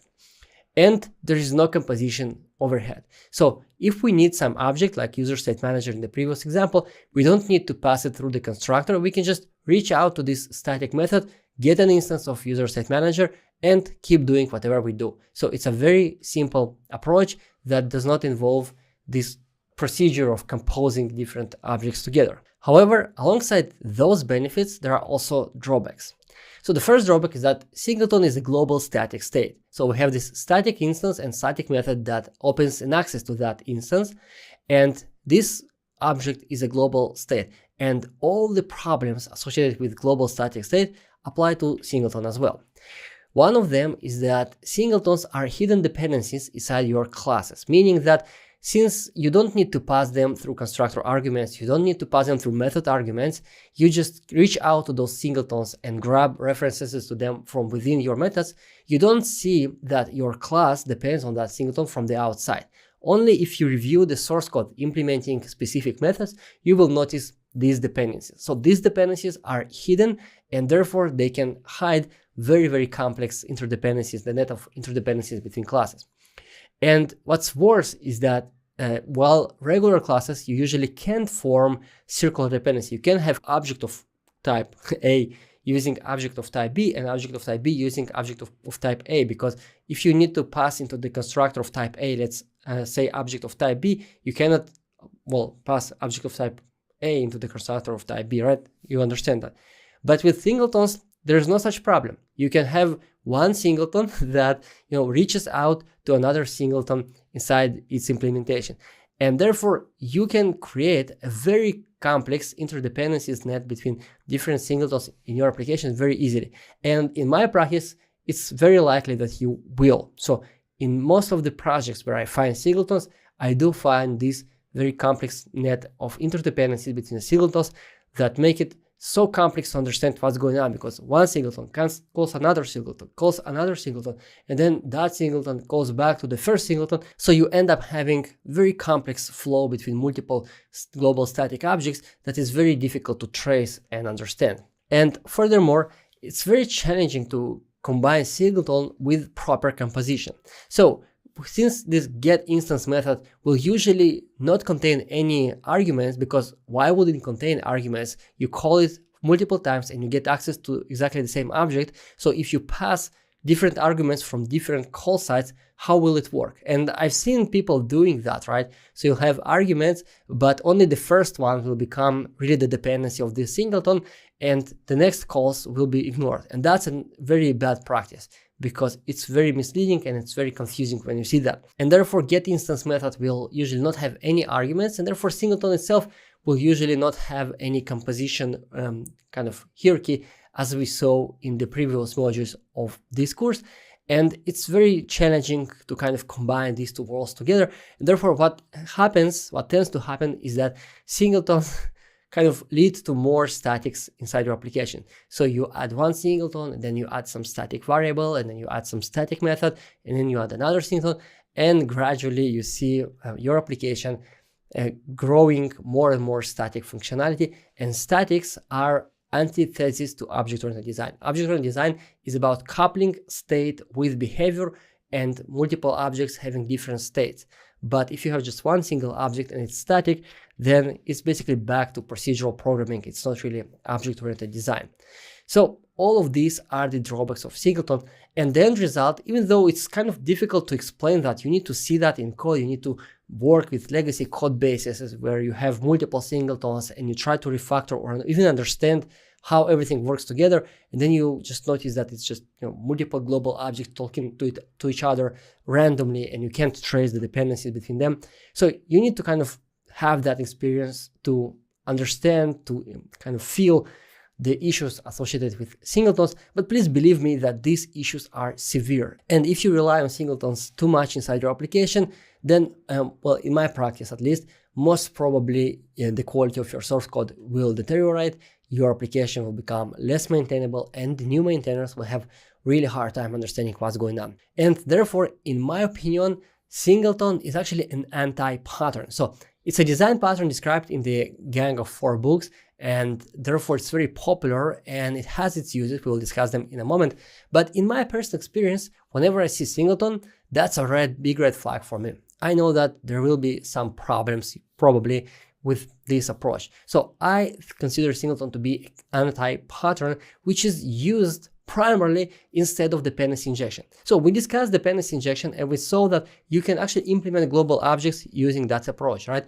You can just have an instance stored inside composition root and then return that specific instance just like Singleton does. But inside composition root, you still can do composition and nothing is static. And every single client that needs an access to that specific object needs to actually go and fetch it from composition root. So you can always trace these calls and there can be no circular dependencies between objects inside composition root. So all these problems associated with singletons, they do not apply to global objects provided through composition root through proper dependency injection. And therefore, in most cases, code bases that use singleton use them because they either don't know about dependency injection or they're just like, singletons are simple and dependency injection is much more difficult. So many developers just choose the simple path of using singletons without kind of considering the long-term implication, because in most cases, these developers just haven't seen these long-term implications themselves. And say that there are still valid use cases for singleton. So one of them is an entry point into third-party libraries and frameworks. So, for example, you develop a library or a framework that other developers will incorporate into their application, and your library kind of depends on the fact that you have this global state. For example, a very popular use case is caching. So if your library or framework needs any kind of global caching and all the clients that use your library need to share this cache, then Singleton can be very handy because you just expose the functionality of your library as a singleton, and then you ensure that developers who use your library, they will not make a mistake. Of course, you can write inside documentation that you need to make this object an entry point into my library global and share it. But many developers will not read your documentation. They will just make a mistake and then open an issue for you, bother you. And this way, using Singleton, you can basically ensure that you will have just one single global entry point into your library. And in many cases, this is combined with Facade design pattern that we have already discussed. So you have a library, a very complex library, and then you expose the functionality of this library or framework using one or two singleton objects that are basically the gateway of your users into your framework. So that's a totally valid use case. And then your users, the developers who use your framework, they can use your singletons as singletons, basically issuing static calls. Or if they, like me, don't like singletons, they can actually provide those singletons as standard clients from their composition roots. And this way basically mitigate all the drawbacks of singleton. So using singletons inside libraries and frameworks is actually fine. Well, can be fine in many instances.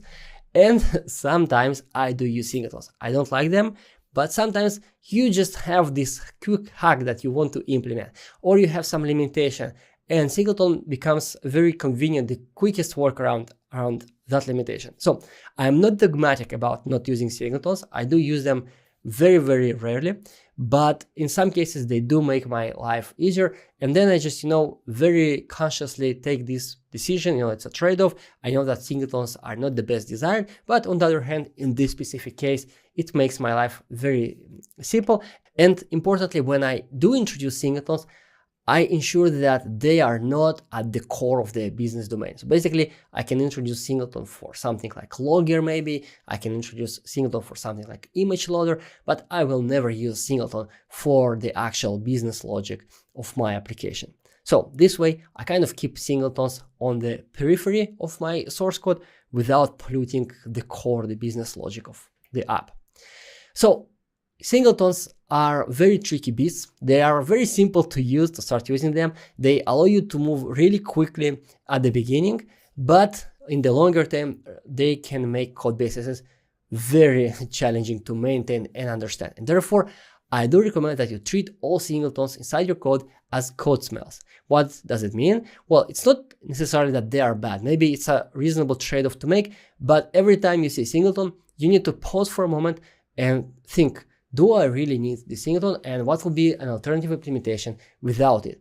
Would it be much harder for me instead of using singleton, and would it be the proper solution to my use case?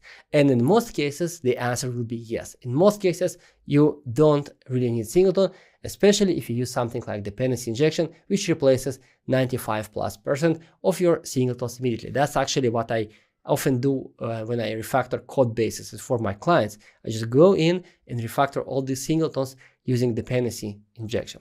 So singleton, very popular but also very tricky design pattern with very major drawbacks. So be careful with it. And with that, I will see you in the next lecture.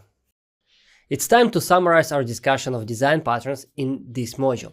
So to remind you, my personal definition of a design pattern is a standard reusable source code solution to a common technical requirement.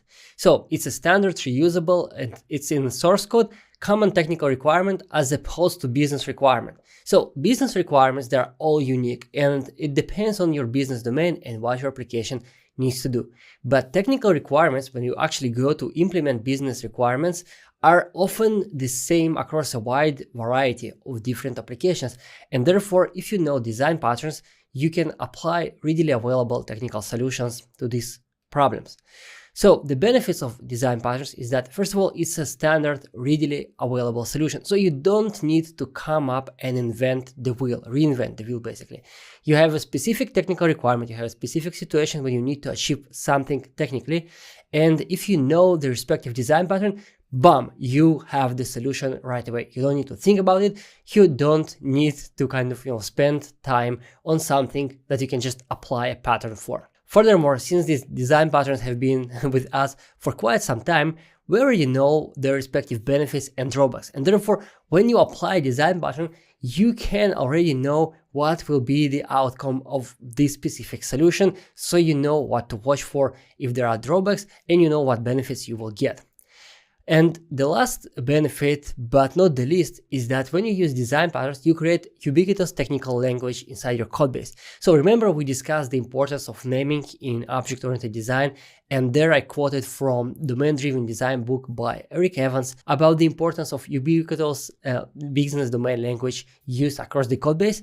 So design patterns achieve the same goal, but in the context of technical language. So design patterns are not unique to any kind of business domain. They are common to all business domains. They're basically technical approaches to solving problems. But if you use them, you do create a very specific ubiquitous language inside your application. And therefore, for example, just, when you discuss some design aspect with your team and you just throw something like, okay, we can use a facade design pattern there. This very short sentence conveys a lot of information for other teammates who understand and know what facade design pattern is.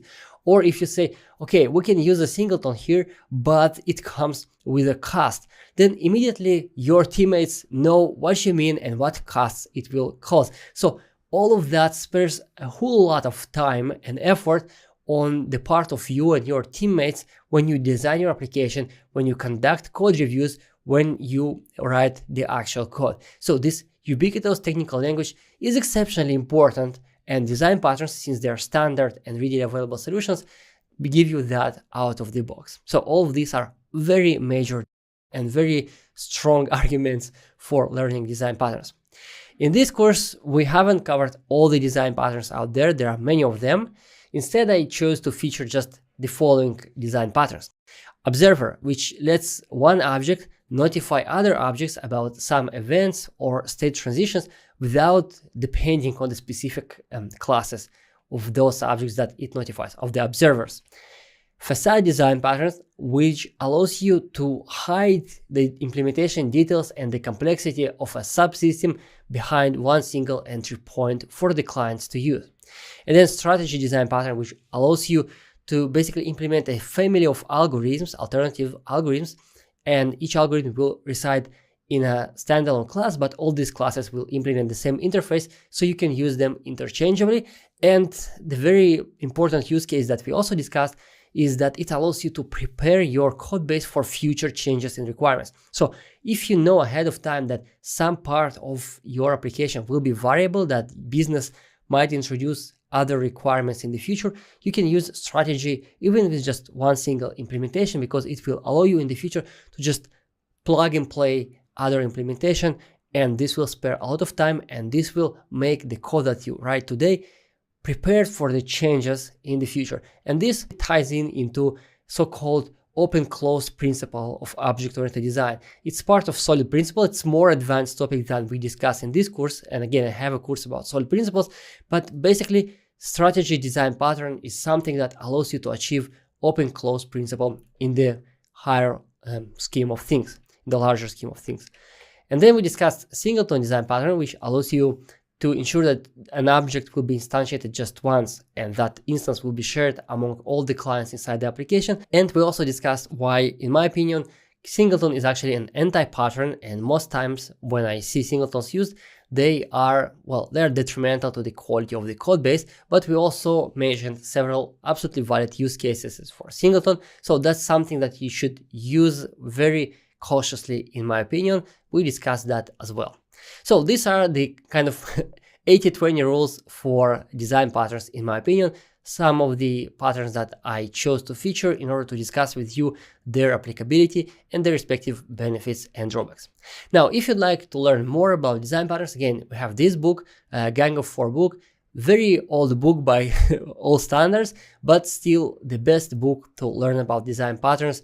It's been written, I think, in the 90s, if I'm not mistaken, and it uses Smalltalk for code examples. So Smalltalk was a very popular programming language back then. Today, I think no one uses Smalltalk. Well, it's not a mainstream, let's put it that way, anymore, but still this book is considered the classics of software engineering. It's the best book to learn about design patterns.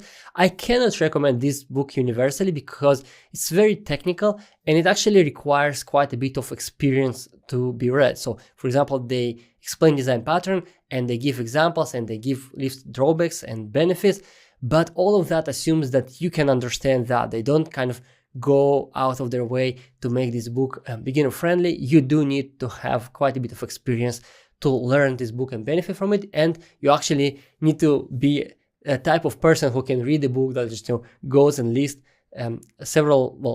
more than 20 design patterns, and then very technically lists their benefits, drawbacks, their use cases. So not something I can generally recommend to everyone, but if you are experienced and you are a type of person who can read these very technical, very practical books, then this one is an amazing read and the best resource to learn more about design patterns. All in all, this concludes our discussion of design patterns in this module. Design patterns are very powerful, very useful tool of object-oriented design, which I think all developers should know, at least to some degree, and that's why I chose to feature several very important, very common design patterns in this module. So even if you don't go and read this book, you already know some of the most important, most useful aspects of design patterns. And furthermore, it is my hope that once you understand what design patterns are and how they can actually spare you time, because when you write your source code, when you build your applications, you have readily available solution. You see a use case and you just, from the top of your head, you just pull this design pattern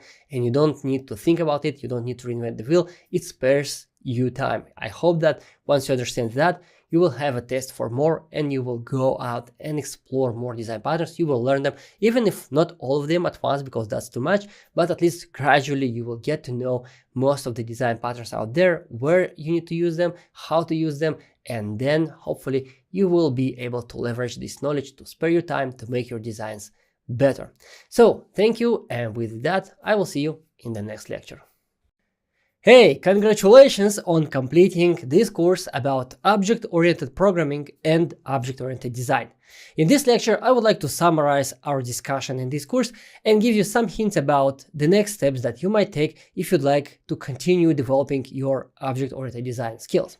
So, first of all, the main topics that we've covered are, first of all, what's an object, object-oriented object. We discussed that you do not model software after the real world. Object-oriented object is just a container for state and behavior, and our goal as programmers is to basically kind of cut our entire program into individual requirements and make sure that every object inside our application implements, well, preferably just one of those requirements. That will be single responsibility principle, of course.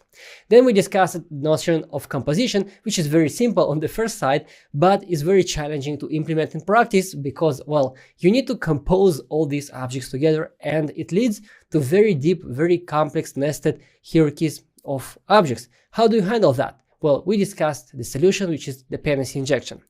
Then we proceeded to discuss inheritance, and we discussed various aspects of inheritance, like what's the main goal of inheritance, and it's not code reuse. Instead, we say that the main benefit of inheritance is to enable runtime polymorphism, basically to implement these hierarchies of related classes that can be substituted with one another at runtime. And then we jumped from the mechanics of object-oriented programming to the higher level consideration of object-oriented design. And we say that basically object-oriented programming is about language features mostly, and object-oriented design is how we leverage these features and what are the best practices to make the best use of the programming languages that we use. And then we discussed, of course, design patterns, which are a very important topic in object-oriented design. These patterns allow you to address many common situations, technical requirements with ease using standard solutions that many developers out there understand and use, and to be confident knowing that you are aware of the respective benefits and the drawbacks of the solutions that you deploy.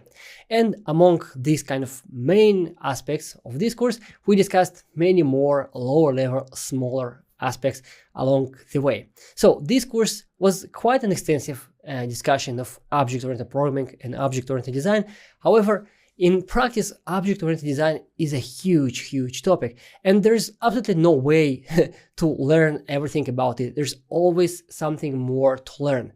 And in this course, I kind of referenced several books, and every single one of these books contain additional information, additional insights into object-oriented design. There are numerous books about object-oriented design, and each one of them is unique in some way. And therefore, there's always something to learn, more to learn about object-oriented design.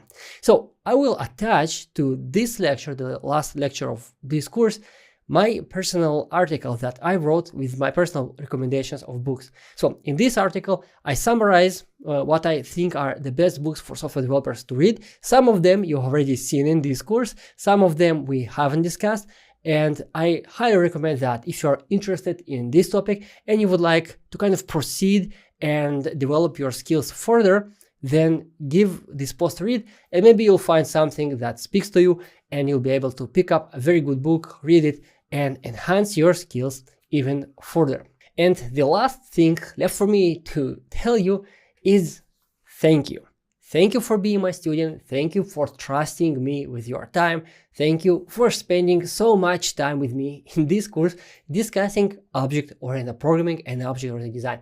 I am absolutely confident that if you've made it this far into the course, the knowledge that you gained here will make you a better software developer, more productive software developer, and most importantly, it's simply just so much more interesting to develop software when you actually understand the higher level considerations and you can clearly see the picture, the far away picture of where you want to go with your coding, not just, writing code to implement small features, but actually planning and of course designing your software. So I'm sure that you will find many ways to leverage the knowledge that you've gained here in your professional career.